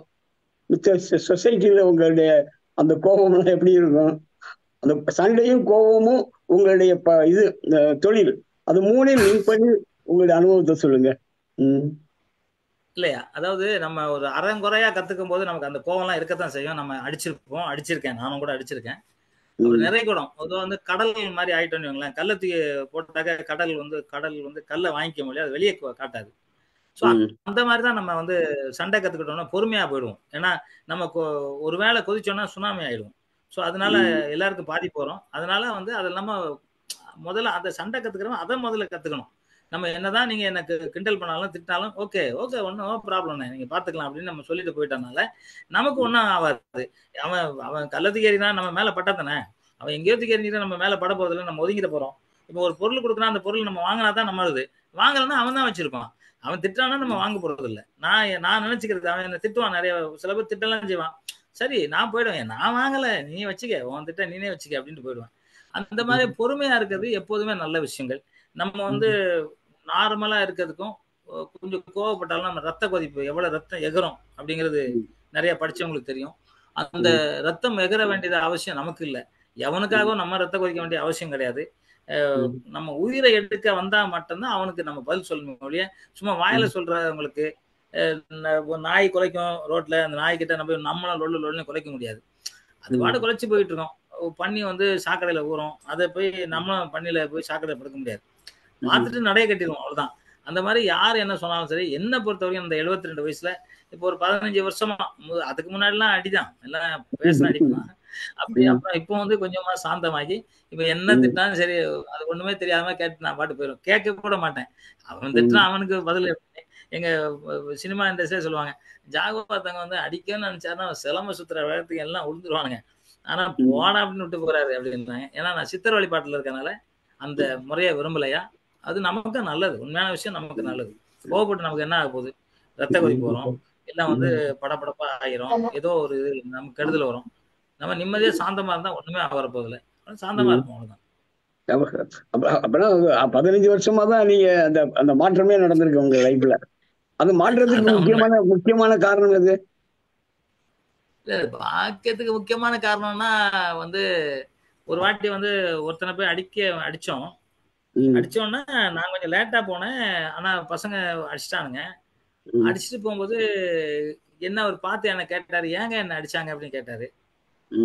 எதுக்கு அடிச்சாங்க எனக்கு தெரியாது, நான் கூப்பிட்டாங்க போனேன், அடிக்கிறதுக்குலாம் எனக்கு தெரியாது, ஏதோ பேசணும்னு போகும்போது அடிச்சிட்டாங்க உங்களுக்கு. நான் யாருன்னே தெரியாம எதுக்கு அவங்க அடிச்சுட்டு போறாங்க அப்படின்னு கேட்டாங்க. அது மாதிரி நான் அதை விட்டு அப்புறம் செந்தனிபுரத்துல அவர் வந்து ஒரு கல்யாணத்துக்கு வந்திருக்கும், அவர்கிட்ட பேசிட்டு இருக்கும்போது இந்த பசங்கிட்ட கேட்டேன், எதுக்கிட்ட அடிச்சிங்க நீ? அவன் ஒரு காரணம் சொன்னான், இவன் யாரோ ஒரு பொண்ணை அடிச்சிட்டானா அதனால அடிச்சோன்ட்டு. ஆனா அவர் என்ன சொல்றாரு, நான் வந்து அப்படி யாருமே கிடையாது அப்படின்னு, யாரோ காசை கொடுத்து ஏமாத்தி இவங்க போய் அடிக்கிறாங்க அப்படின்லாம் நான் நினைச்சு ஃபீல் பண்ணி இது மாதிரிலாம். அப்ப நான் சினிமாவுக்கு வந்துட்டேன். சினிமாவுக்கு வந்ததுக்கு அப்புறம் நான் ஊருக்கு போகும்போது இது நடக்குது. அப்ப நினைச்சேன், யாரையுமே நம்ம அடிக்கக்கூடாது, எந்த காலத்துலயும் அடிக்கக்கூடாது, அடிச்சா கூட நம்ம வாங்கிக்கலாம், நம்ம அடிக்கக்கூடாது அப்படின்னு நினைச்சேன். அன்னையில இருந்து நான் யாரையும் வந்து கை நீட்டுறது இல்லை. கை நீட்டுறது இல்லை, என் கை நீட்டினாதான் அவங்க மேல படுறது. நான் இப்படி கட்டிக்குவேன். நிறைய பேர் திட்டமும் கூட நான் கூட எங்க ஒரு சங்கத்துல ஒரு பிரச்சனை வச்சு நான் கையை இப்படி கட்டிட்டே இருந்தேன். போலீஸ்காரங்க ஏங்க கையை கட்டிட்டீங்க? இல்ல சார், கையை எடுத்து அடிச்சிடணும், அதனால கட்டிக்கிட்டு இருக்கேன். சோ அதனால நம்ம பொறுமையா இருந்துக்கணும், அவ்வளவுதான். என்ன பண்றது? காலெல்லாம் முன்னாடி மாதிரி இல்லையா, நல்லவங்க எல்லாம் நிறைய கம்மியாயிட்டாங்க. அதாவது ஏன்னா 5 வயசு பையனுக்கு இப்ப எல்லாமே தெரியுது. எனக்கு இன்னும் 72 வயசுல எனக்கு நிறைய தெரியாது. இது கூட எனக்கு போட தெரியாது. எங்க மேனேஜர் மேடம் தான் உட்காந்து போட்டு இருக்காங்க. 8 மணி ஆச்சு, நான் கிளம்பலாம் கேட்டுக்கிட்டே இருக்காங்க. இருங்க எனக்கு அப்புறம் ஆஃப் பண்ண தெரியாதுங்க, இருங்கன்னு சொல்லிட்டு இருக்கேன். ரொம்ப ரொம்ப சிறப்பு. உங்களது இதுல சந்தித்ததுல ரொம்ப மகிழ்ச்சி, வாழ்த்துக்கள். எனக்கும் ரொம்ப மகிழ்ச்சியா, உங்களை மாதிரி நல்லவங்க கூட உரையாடினதுல பெரிய மகிழ்ச்சியா. நன்றியா. Thank you sir, thank you very much. வாங்க. நன்றிங்க. ஸ்ரீதர் சார் வாங்க. ரொம்ப நன்றிங்க சார். வணக்கம். என் பேரு ஸ்ரீதரன். என் பேரு கல்யாணி மேடமோட ஹஸ்பண்ட். அப்படியா சார்? வணக்கம் சார். மேடம் தான் எனக்கு ரெக்கமெண்ட் பண்ணாங்க. ஓகே, உங்களுடைய ஸ்பீச் கேட்டேங்க. எனக்கும் ரொம்ப சந்தோஷம் உங்களை பார்த்தது, பேசுறதெல்லாம் கேட்டதுல. உங்க ஒரே ஃபுல்லா கேட்டேன். ரொம்ப ரொம்ப அருமையா இருக்குது. நிறைய பாயிண்ட் சொன்னீங்க. ஒண்ணு செல்ஃப் டிசிப்ளின். அது இந்த காலத்துல ரொம்ப ரொம்ப கம்மி தான், ஆட்கள் இருக்கிறது ரொம்ப ரொம்ப கம்மி. Self discipline. ரெண்டாவது இந்த பஞ்சுவாலிட்டி. மூணாவது away from all bad habits. இப்ப பேட் ஹேபிட்ல ஒரு பர்சன்டேஜ் ரொம்ப ரொம்ப கம்மி தான். நாலாவது நீங்க இந்த வயசுலயும் சரி சித்தர்கிட்ட பேசுறீங்க அப்படிங்கிறீங்க. அவங்க உங்களுக்கு நிறைய விஷயம் சொல்றீங்க, மெடிக்கல் டேர்ம்ஸ் அதெல்லாம் சொல்றாங்க. அதெல்லாம் கேட்கறதுக்கே ஆச்சரியமா இருக்குது. அது எப்ப பாசிபிள் அப்படின்னம்னா உங்களுடைய வேவ் லென்த்துமே அவங்களுடைய வேவ் லென்த் ஒன்னானா தான் அந்த மாதிரி பாசிபிலிட்டிஸ் இருக்குது. அது மாதிரி ஆட்களும் ரொம்ப ரொம்ப பர்சன்டேஜ் கம்மியா தான் இருக்குன்னு வச்சுங்களேன். ஸோ இந்த விஷயத்துல நீங்க ஒரு தனி யூனிக் பர்சன், என்ன சொல்றது, நீங்க ஒரு தனி சிறப்பு வாய்ந்த மனிதர். அப்படித்தான் சொல்லலாம். 72 இயர்ஸ்லயும் still you feel young and you want to stay for another 72 இயர்ஸ்ங்கிறது 200 இயர்ஸ் அப்படிங்கிறது that shows your dedication self confidence. இது இருந்ததுனாவே இட்ஸ் குட். ரெண்டாவது சொன்னீங்க இந்த மாதிரி you are not bother about what others are talking about அப்படின்ட்டீங்க. அது ஒரு ஆம்பிள் எக்ஸாம்பிள் தான். மற்றவங்க பேசுறத நம்ம கேட்டுட்டு தென் நம்ம திங்க் பண்ணிட்டே இருந்தோம்னா நம்மளோட எனர்ஜி தான் வெளியே போகும் கடைசியில. அதுதான் அதை கரெக்டா சயின்டிபிக்கா கரெக்டா நார்மல் லாங்குவேஜா சொன்னீங்க. ரொம்ப ரொம்ப பாராட்டுக்குரியது. இந்த ஸ்டென்ட்டை பத்தி பேசுறப்ப நானும் சின்ன இருந்து எம்ஜிஆர், சிவாஜி, நான் பார்க்காத படமே கிடையாது. அத்தனை படம் பார்த்தாச்சு. எல்லா ஸ்டென்ட்டும் ரொம்ப அருமையா இருக்கும். எனக்கு நார்மலா ஜென்ஸ் ஸ்டென்ட் போடுவாங்க, எல்லாம் எம்ஜிஆர், சிவாஜி எல்லாமே ஸ்டென்ட் போடுவாங்க. ஆனா லேடிஸ் சொல்லி கொடுக்கறது எவ்வளவு கஷ்டம் எனக்கு கொஞ்சம் புரியுது. எஸ்பெஷலி விஜய் சாந்தி IPS, அதை நீங்க தான் பண்ணிருப்பீங்கன்னு நினைக்கிறீங்க. அந்த அம்மா போற ஸ்டென்ட் சம்திங் யூனிக்கா இருக்கும், பாக்குறதுக்கே இன்ட்ரெஸ்டிங்கா இருக்கும். அப்போ எனக்கு தெலுங்குலாம் தெரியாது, இருந்தாலும் தெலுங்கு படம் அந்த அம்மா நடிச்சாங்கன்னா போய் உட்காந்து பார்த்துட்டு வருவேன்.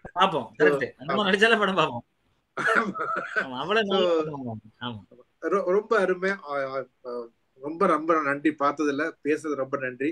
நாங்க ஒரு நாளைக்கு வடபழனி வந்தா நேர்லயே உங்களை பாக்குறோம் நாங்க. ஓகேவா? ஐயா ஒண்ணும் இல்லையா, நீங்க எங்க சொல்லுங்க, நான் பாக்குறேன். ஒண்ணும் இல்ல, உங்களே வாங்க. நாங்க படூர்ல இருக்கிறோம். வடபழனி எங்க இருக்கீங்க? எந்த ஏரியாவுல? ஓல்டு மகாபலிபுரம் படூர். இங்கதானே? வாங்க சார்.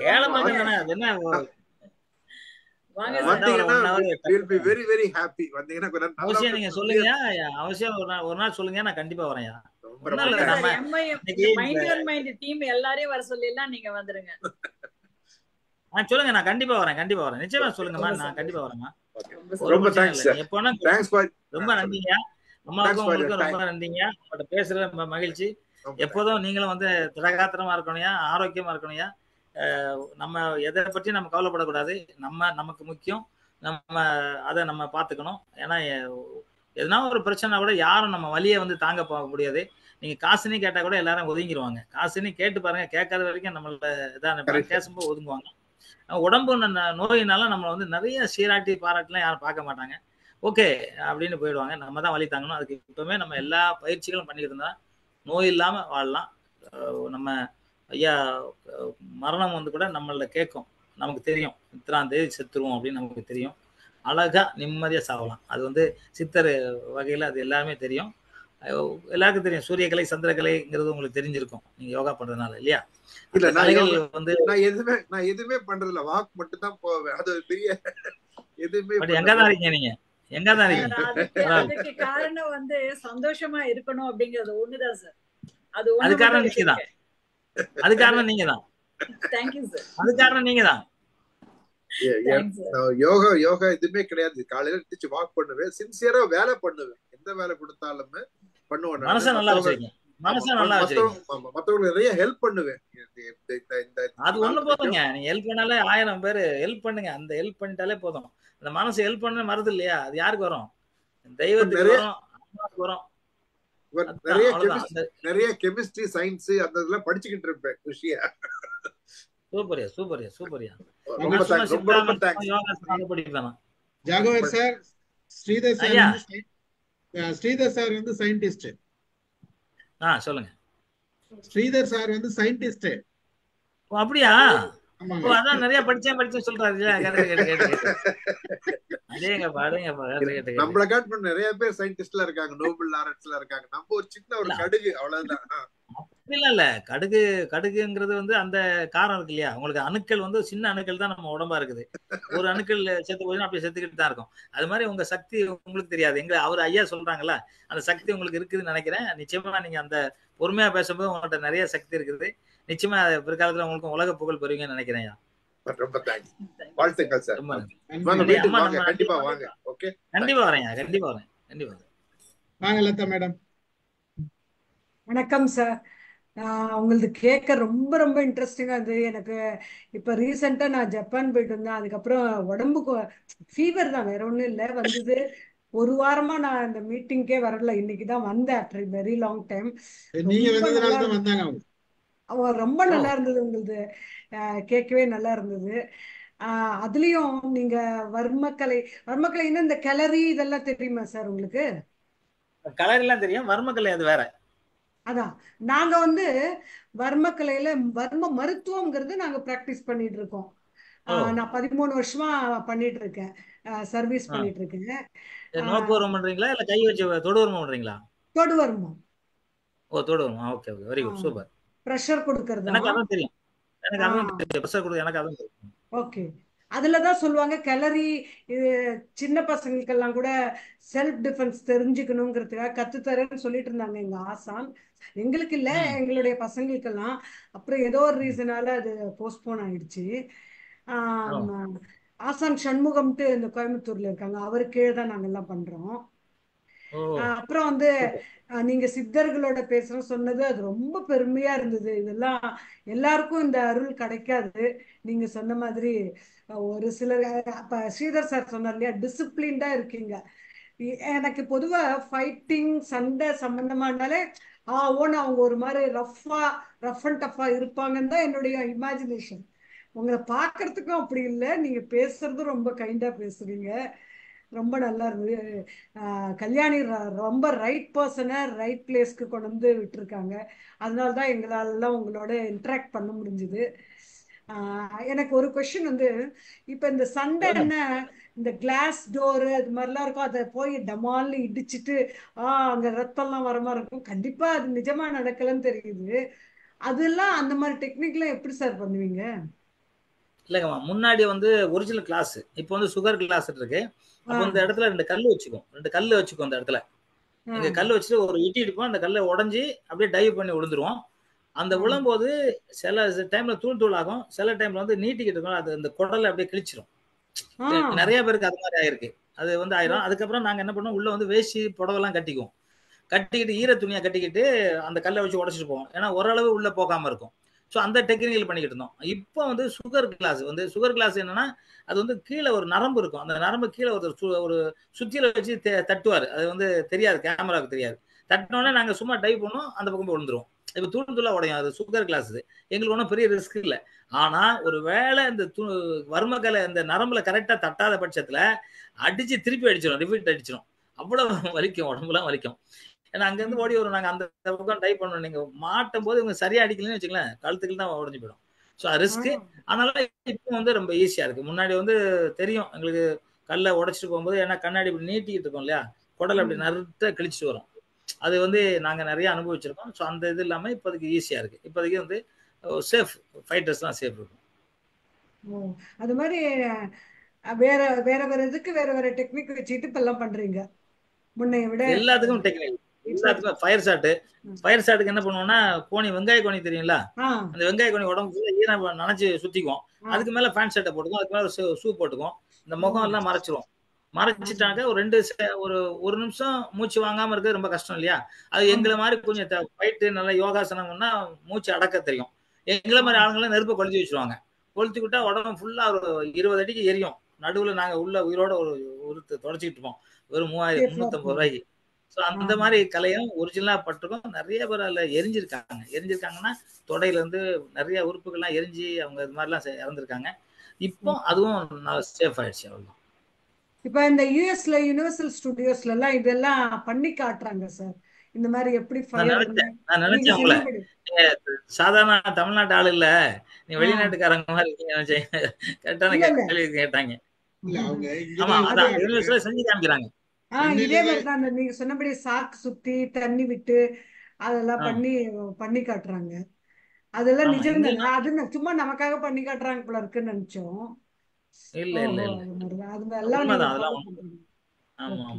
ரொம்ப சந்தோஷம் சார். ரொம்ப நல்லா இருக்கு உங்களுடைய டாக்கு.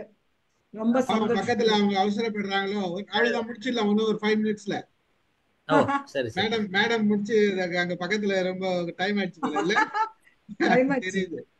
அவங்க ஆபீஸ் முடிச்சுட்டு வீட்டுக்கு போனோம் இல்லையா? எனக்கு என்ன பிரச்சனைனா இது ஆன் பண்ண தெரியாது எனக்கு. புரியுது. இது ஒண்ணும் பிரச்சனை இல்ல, நீங்க ஆஃப் பண்ணிடலாம். நான் சொல்றேன், நீங்க அப்படியே சொல்லி தரோம் சார். அனுப்பிச்சிடுங்க. சரி, ஆஃப் பண்றாங்க. நீங்க அனுப்பிச்சிடுங்க. நான் சொல்றேன், அந்த மாதிரி பிரச்சனை இல்ல. சொல்லுவாரு, செல்போன்ல சொல்லுவாரு. அப்படியா? சரி, ஓகே. சரி, பண்ணாங்க முடியும். ஐயா பேசுங்க. இருக்கிறாங்களா? லதா மேடம் முடிச்சிட்டீங்களா? முடிச்சிட்டேன். ரொம்ப நன்றி சார். இன்னொரு தடவை பேசுங்க சார். வேற புது டெக்னிக்ஸ் எல்லாம் எங்களுக்கு எக்ஸ்பிளைன் நீங்க எதுக்கு வேணாலும் கூப்பிடுங்க, எதை பத்தி வேணாலும் நான் பேசுறதுக்கு தயாரா இருக்கேன். இப்போ நீங்க பிஸியா இருக்கீங்களா சார், இல்ல ரெஸ்ட் எடுக்கிறீங்களா சார்? நான் ஏன் ரெஸ்ட் எடுக்கணும்? நான் சின்ன பையன் தான், நான் ஏன் ரெஸ்ட் எடுக்கணும்? சூப்பர். வயசானவனா நான் 24 மணி நேரத்துல 18 மணி நேரம் வேலை செய்றேன். 6 மணி நேரம் பிரேக்னு இந்த காலத்துல எல்லாம் சொல்றாங்கல்ல, ஒரு பிரேக் எடுத்துக்கிட்டு வரேன் அப்படிங்கிறாங்க. ஒரு ரிஜுவனே. அது வயசானவங்களுக்கு. நம்ம மாதிரி யங்ஸ்டர் இருக்கலாம். அதே சூப்பர் சூப்பர். நான் மத்தியானம் தூங்க மாட்டேன். கரெக்டா 9:30 படுப்பேன், காலைல 3:30க்கு எழுந்திருவேன். ஆமா. அப்பதான் இந்த பிரபஞ்சத்துக்கிட்ட பேச முடியும். ஆமா ஆமா. அதெல்லாம் இப்ப கூட எங்க வீட்டுல நீங்க சொன்னா நம்புறீங்களா தெரியல, நான் ஒரு இவ்வளவு பெரிய பாத்திரத்துல தண்ணி வைப்பேன், டெய்லி சித்தர் வந்து குடிச்சிட்டு போயிருவாரு. வீட்டுக்குள்ள வச்சிருக்கேன். Okay okay. ஆமா. அப்ப வந்து யாரோ வர்றாங்க இல்லையா, எனக்கு கெடுதல் பண்ணல, நல்லது பண்றாங்க, அவ்வளவுதான். நல்லது பண்றா நல்லவங்க தானே பண்ண முடியும். ஆமா. Okay sir. Thank you Latha madam. Gayathri. நன்றி. காயத்ரி யுஎஸ்ல இருந்து பேசுறாங்க சார். காயத்ரி, உங்க பேர் காயத்ரியா? ஆமா, காயத்ரி யுஎஸ்ல இருந்து பேசுறாங்க. வணக்கங்க, ரொம்ப சந்தோஷங்க உங்களை பார்த்ததுல மகிழ்ச்சி. அமெரிக்கால இருந்து பேசுறாங்க. வணக்கம். சரி. வணக்கம்மா. உங்களுக்கு தானே இங்க நெப்போலியன் சார் இருக்காரு? ஆமா. இல்ல சார், அவரு வேற ரீஜியன். நாங்க கலிஃபோர்னியா ஸ்டுடியோ சொன்னாங்கல்ல, யுனிவர்சல் ஸ்டுடியோ பக்கத்துல தான் இருக்கோம். 1/2 an hour.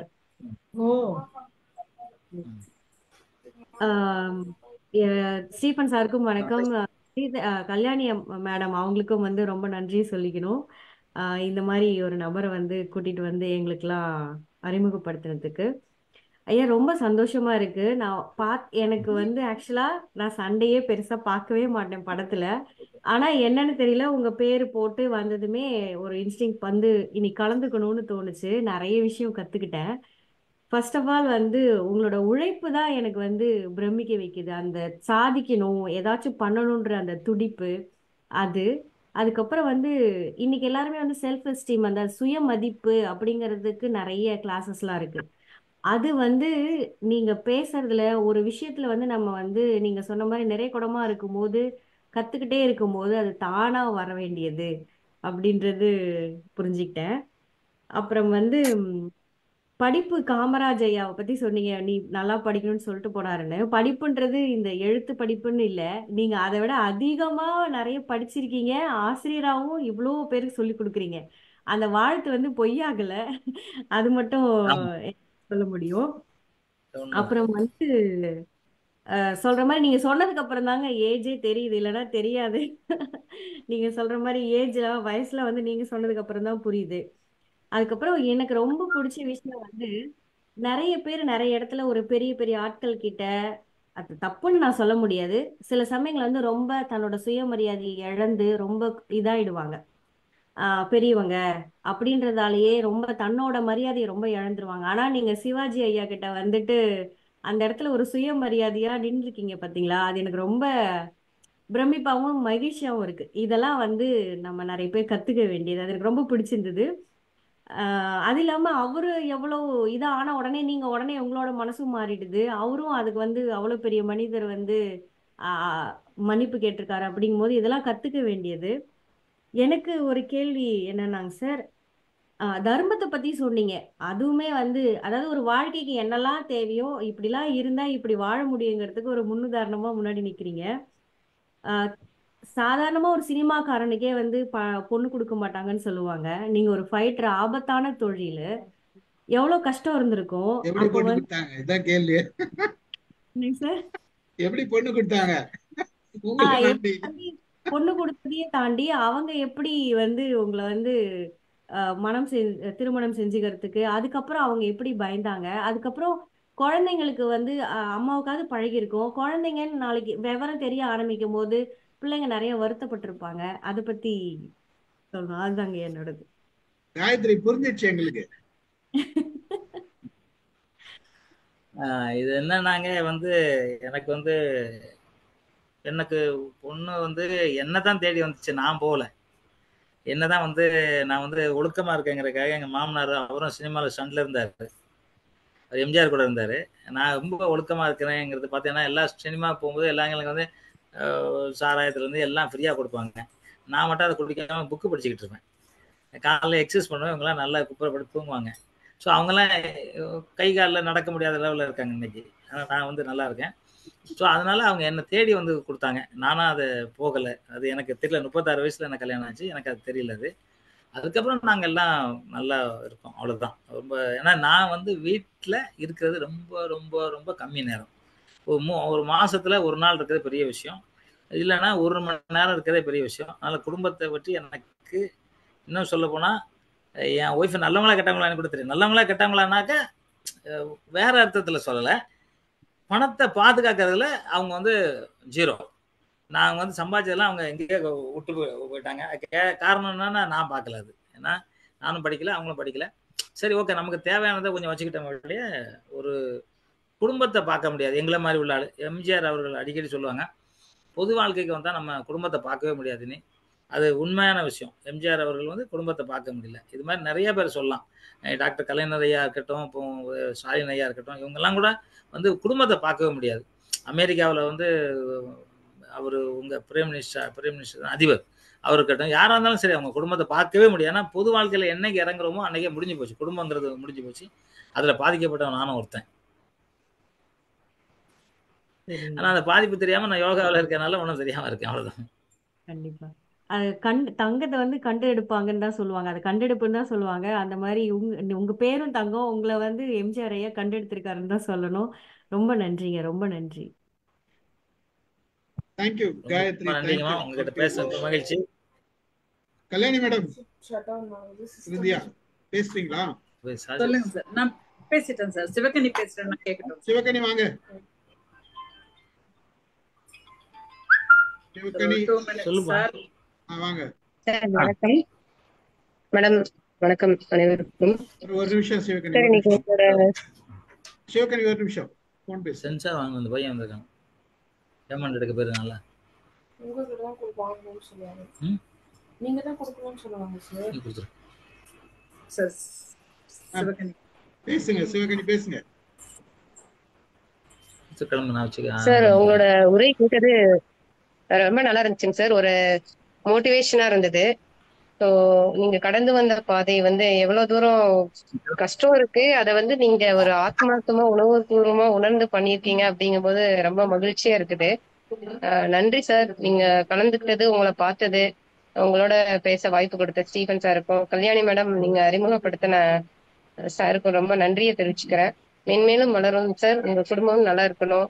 இன்னும் நீங்க மத்த எல்லாரும் சொன்ன மாதிரி மைக் ஆஃப் ஆயிடுச்சு. சிவகனி மைக் ஆஃப் ஆயிடுச்சு. டைம் கிடைச்சா இன்னொரு செஷன் வந்து கொடுங்க சார். நன்றி சார். Thank you so much. அவசியம் வராங்கம்மா. நீங்க எப்போ கூப்பிட்டாலும் வரேன். ஐயாவும் கல்யாணம் அவங்க எல்லாம் எப்போ கூப்பிடுறாங்க, நான் எப்போ வேணாலும் வரேன். ஒன்றும் பிரச்சனை இல்லை.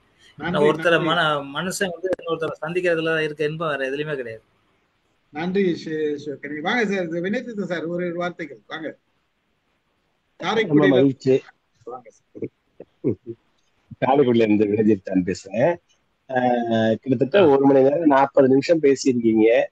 எல்லாமே ரொம்ப அனுபவ மொழிகள். எல்லாமே ஒரு பாடம். நான் எல்லாம் நிறைய இடங்கள்ல போய் செல்ஃப் டெவலப்மெண்ட் கிளாஸஸ் எல்லாம் எடுக்கிறேன்.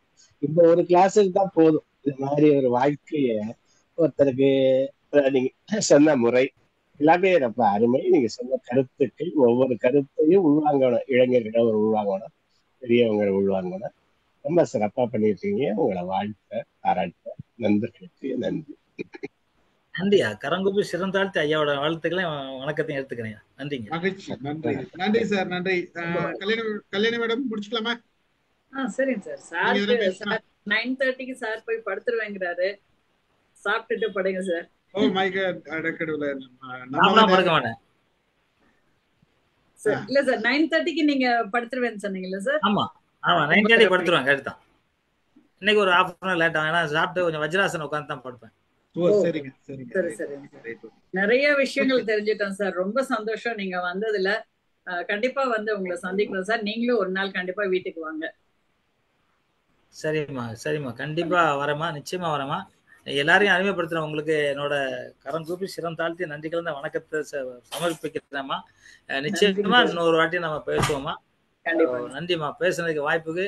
அமெரிக்காவில இருந்து பேசுனாங்க, நிறைய இதுல பேசுனேன். அவங்க சகோதரி உங்களுக்கும் வாழ்த்துக்களை சொல்லிக்கிறேன். உங்களுக்கும் அம்மாவுக்கும் இவங்களுக்கு ஐயா எல்லாருக்கும் ஸ்டீபன் ஐயா எல்லாருக்கும் நான் மனமார்ந்த என்னோட கரம் கூப்பி சிரம் தாழ்த்தி என் கண் கலங்க நன்றி கலந்து வணக்கத்தை தெரிவிக்கல. பெரிய மகிழ்ச்சி அடைகிறேன். நன்றி. மகிழ்ச்சி சார். ஆக்சுவலா வந்து ஒரு ஃபீல்ட்ல, சினிமா ஃபீல்ட்ல இருக்கிறவங்களுக்கு வந்து அந்த முக்கியமா வந்து தண்ணி அடிக்காத, தம் அடிக்காத இந்த பழக்கம் இருக்கிறத பாக்குறவங்க ரொம்ப அதிகம். அதுவும் ஸ்டென்ட்ல இருக்கிறவங்கள பாத்துக்கிறதுல அதிகம். இந்த மாதிரி ஒரு மனிதனை சந்திச்சதுல இது வந்து என்னன்னா, இந்த ஒழுக்கம் எப்படி இருக்கணும் முதல்ல அப்படின்றது நீங்க கத்து கொடுத்துருக்கீங்க பல பேருக்கு. இன்னைக்கு நீங்க இந்த வீடியோ நான் வெளியில போடும்போது எவ்வளவு அளவுக்கு ஒழுக்கம் முக்கியத்துவம் உடம்புக்கு மனசுக்கும் அப்படின்றத அதை நீங்க கத்து கொடுத்துருக்கீங்க. ஒரு முக்கியமான, அதாவது தண்ணி அடிக்கிறதுன்றது வேற, ஒரு சூழ்நிலையில இருந்தா அந்த சூழ்நிலையில கெடாதவங்க கூட கெட்டிடுவான். பட் அந்த மாதிரி ஒரு சூழல்ல இருந்து கூட என்னுடைய கட்டுப்பாடு என் மனசுல இருக்கு, என் உடம்புல இருக்கு, எனக்கு எப்பயுமே அந்த கட்டுப்பாட்டை நான் மீற மாட்டேன் அப்படின்ற அந்த ஒரு விஷயம் வந்து நீங்க மிகப்பெரிய செயல். அந்த செயலை நீங்க செஞ்சிருக்கீங்க. அதாவது உங்களுக்கு சினிஃபீல்டா ஒரு ஸ்டென்ட் மாஸ்டரா பாக்குறத விட மிகச்சிறந்த ஒரு மனிதரா நாங்க பாக்குறோம். அது எங்களுக்கு இது மிகவும் மகிழ்ச்சியா இருக்கு. எங்க மைண்ட் யுவர் மைண்ட்ல வந்து நீங்க வந்து இவ்வளவுக்கு எங்களோட உரையாடுறதுல எங்கள் மைண்ட் யுவர் மைண்ட் குழுவின் சார்பாக நன்றியை தெரிவித்துக் கொள்கிறேன். ஒரு சிறந்த மனிதரையும், ஒரு ஒழுக்கமான மனிதரையும், எப்பொழுதும் ஒரு உடற்பயிற்சியோட ஒரு உத்வேகத்தோடும் பேசக்கூடிய ஒரு மனிதரையும் சந்தித்தது மிகப்பெரிய மகிழ்ச்சி. உங்களை விட உங்க கூட இருக்கிற உங்களோட அசிஸ்டன்ட் காயத்ரிக்கு மிகப்பெரிய மகிழ்ச்சி. பொறுமையா எங்களோட கூட இருந்தாங்கன்றதுக்காக அவங்களுக்கும் ஒரு நன்றியை சொல்றேன். அவங்களுக்கு ரொம்ப நன்றி. ரொம்ப நன்றி. ரொம்ப நன்றிமா காயத்ரி. உங்களுக்கு நீங்க இவ்வளவு நேரம் பொறுமையா இருந்ததுக்கு உங்களுக்கு மிகப்பெரிய நன்றிகள். உங்க வீட்டுல எதனா திட்டினாங்கன்னா சொல்லுங்க, நாங்க பேசுறோம். அதனால கவலைப்படாதீங்க. ரொம்ப நன்றிங்க. நீங்க எவ்வளவு நேரம் சொன்னதுக்கு ரொம்ப நன்றி. நான் எப்பவுமே சொல்ற மாதிரி உலகத்திலே வந்து தாயும் தந்தையும் மதிக்காதவன் மனுஷனா இருக்கவே முடியாது. உலகத்தில் தாய் மட்டும்தான் உலகத்துல மிகப்பெரிய சிறந்த தெய்வம். பெண்கள் தான் தெய்வம். அந்த பெண்கள் சொல்றதை யாரும் ஒருத்தன் கேட்கலையோ அவன் நிச்சயமா வந்து நல்லா இருக்க முடியாது. நான் அனுபவம் எங்க புரட்சி தலைவர் எம்ஜிஆர் அவர்கள் சொன்னது. ஏன்னா ஒரு தாய் தன்னோட வயிற்றுல குழந்தை இருக்கும்போது திரும்பி படுத்தா வலிக்கும், அந்தபடி படுத்தா தூங்காம இருக்கிற தாயை எவன் மதிக்கலையோ அவன் வாழ முடியாது. அது வந்து அந்த தாயை எல்லாரும் மதிங்க, தந்தையை மதிங்க. தாய் பூமாதேவினா தாய் வானம், அந்த நீர் நிலம் நெருப்பு காற்று இந்த ஐம்பூதங்கள் வந்து அந்த 2 அப்பாவும் அம்மாவும் மதிக்கிறவங்க மட்டும்தான் இன்னைக்கு வாழ்க்கையில ரொம்ப சாதிச்சிருக்காங்க. அந்த அப்பா சொல்றத மைண்ட் டு மைண்ட் அந்த நேயர்கள் அனைவருக்கும் நான் சொல்றதுல கடமைப்பட்டிருக்கேன். எனக்கு அது சொல்லணும் போல தோணுது. அந்த உரிமை இருக்கதாவும் நினைக்கிறேன். இந்த கெட்ட விஷயங்கள், சாராயம் குடிக்கிறது, இந்த இதெல்லாம் மேக்சிமம் அவாய்ட் பண்ணுங்க. செல்போன் வந்து உங்க செல்போன் இல்ல, இந்த கேட்கிற வேற யாருக்காவது நண்பர்களுக்கு சொல்லுங்க. செல்போன் வந்து செருப்புக்கு சமானம் தான். அது வந்து வீட்டுல உள்ள வரும்போது வெளியே கழட்டிட்டு எப்படி செருப்பை விட்டு வரீங்களோ அது மாதிரி செல்போனை வெளியே விட்டுட்டு வந்தா மட்டும்தான் குடும்பத்துல நீங்க சந்தோஷமா இருக்க முடியும். நீங்க உங்க உடம்புல இருக்க அத்தனை அணுக்களையும் நீங்க பாதுகாக்கணும்னா இந்த செல்போனோட கதிர்வீச்சு மிக பாதிப்பானது. செல்போன் டவர் வச்சோடனே நிறைய குருவிகள் எல்லாம் செத்து போச்சுன்னு சொல்றாங்க. அதே மாதிரி நம்ம உடம்புல இருக்க முக்கியமான சத்துக்கள் செத்து போகுது. அதை தலைக்கிட்ட வச்சு படுக்காதீங்க, அந்த வெளியே வைங்க. நமக்கு என்ன தேவை இருந்தாலும் சரி, நம்ம தாய் தகப்பன்கிட்ட கேளுங்க, நம்ம நண்பர்கிட்ட கேளுங்க, உணர்வுபூர்வமா சிந்திங்க, உணர்வுபூர்வமா பாருங்க. அப்பதான் நீங்க வாழ்க்கையில சந்தோஷமா இருக்க முடியும். ஏதோ செல்போனை போட்டு ஒரு ரூமுக்குள்ள அடங்கிட்டீங்கன்னா உங்க வாழ்க்கை யாருக்குமே தெரியாது. சண்டை இட்டவனும் அதாவது போட்டி போடுறவன் 2 பேர்ல தோத்தவன் ஜெயிச்சவன் தெரியுமா, வேடிக்கை பார்த்தவன் யாருக்கும் தெரியாது. அது மாதிரி நீ வேடிக்கை பார்த்துட்டு செல்போன்ல வேடிக்கை பார்த்துட்டு யாரும் இருந்துறாங்கன்னு சொல்லிட்டு நம்ம உலகத்திலேயே வந்து மொழியில பெரிய மொழி தமிழ் மொழி. எந்த நாட்டுக்கு போனாலும் சரி மாடு அம்மானி மட்டும் தான் கத்துது. எங்க போட்ட எந்த கடற்கரையில கூட ஓம்ங்கிற சரணம் தான் கேக்குது. அந்த மிகப்பெரிய வார்த்தை. அந்த தமிழை யாருமே எப்பவும் மறக்காதீங்க. தமிழ்ல தான் அழகா அம்மான்னு இருக்கு, அப்பான்னு இருக்கு, சித்தியன் இருக்கு, சித்தப்பா இருக்கு, மாமா அத்தை அப்படின்னு இருக்கு. இங்கிலீஷ்ல அங்கிள், டேடி, மம்மி, அவ்வளவுதான், ஆண்டி, இதுதான் வார்த்தை. அதனால அந்த தமிழை எப்பவும் மறக்க வேண்டான்ட்டு எல்லாத்தையும் கேட்டுக்கிட்டு உங்கள்கிட்ட இருந்து பிரிய மனம் இல்லாமல் பிரியும் உங்கள் அன்பு சகோதரனாக என்றும் உங்களின் அன்பில் திளைக்கும் அன்பு சகோதரன் ஜாகுவார் தங்கம். நன்றி நன்றி நன்றி. நன்றி சார், மகிழ்ச்சி. ரொம்ப நன்றிங்க சார். Thank you sir. ரொம்ப நன்றிங்க சார். ரொம்ப நன்றிங்க சார். Thank you sir. அனுப்பிச்சு விடுங்க, எனக்கு ஒரு அனுப்பிச்சு விடுங்க. நான் அனுப்புறேன், அந்த லிங்க் போட்டு உங்களுக்கு அனுப்புறேன். சரிங்க சரிங்க. நன்றியா, ரொம்ப நன்றி. Thank you sir. தேங்க்யூமா காயத்ரி. இந்த வராங்க, வாங்க வாங்க வாங்க வாங்க. காயத்ரிக்கு எல்லாரும் ஒரு கைத்தட்டி தட்டலாம். உங்க அப்பா போலீஸ் என்ன 6 மணிக்கு டியூட்டி முடிச்சு ஏன் வரலன்னு கேட்டாங்க. எங்க வீட்ல 2 பேருமே டிபார்ட்மெண்ட்ல இருக்காங்களா, அதனால எதுவும் ஏமாத்தலாம் முடியாது. அதனாலதான் இந்த வீடியோவை பார்த்து உங்களை நீங்க சொல்லுங்க, இந்த வீடியோ காமிங்க, காலையில ரெடி ஆயிடும் சார். உங்க தொழில் நம்புவாங்க, பட் தென் வந்துட்டு திட்டுவாங்க. வீட்டுக்கு போய் நான் தான் குக் பண்ணணும், அதனால. Oh my God. சரிங்க, ஹோட்டல்ல சாப்பிட மாட்டாங்க அவங்க. பாருங்க, அமெரிக்கால போய் என்ன நேரம் டைம்? எங்களுக்கு இப்ப காலையில 8 ஆகுதுங்க சார். ஓ கரெக்ட் கரெக்ட். அதான் உங்க எல்லாருக்கும் கொடுத்திருக்கீங்க, பெருமையா பார்க்க வச்சிருக்கீங்க சார். நன்றிங்க சார். ஓகேங்க ஓகேமா, ரொம்ப நன்றிங்க. எங்க மேடம் காயத்ரி மேடம் ரொம்ப அப்ரிஷியேட் பண்றாங்க. Gayathri okay okay. நீங்க ஆஃப் பண்ணிக்கங்க. ஆஃப் பண்ணிட்டேன். நீங்க ஆஃப் பண்ணிக்கங்க. காயத்ரி நீங்க ஆஃப் பண்ணிடுங்க. Thank you so much. Sorry for the inconvenience.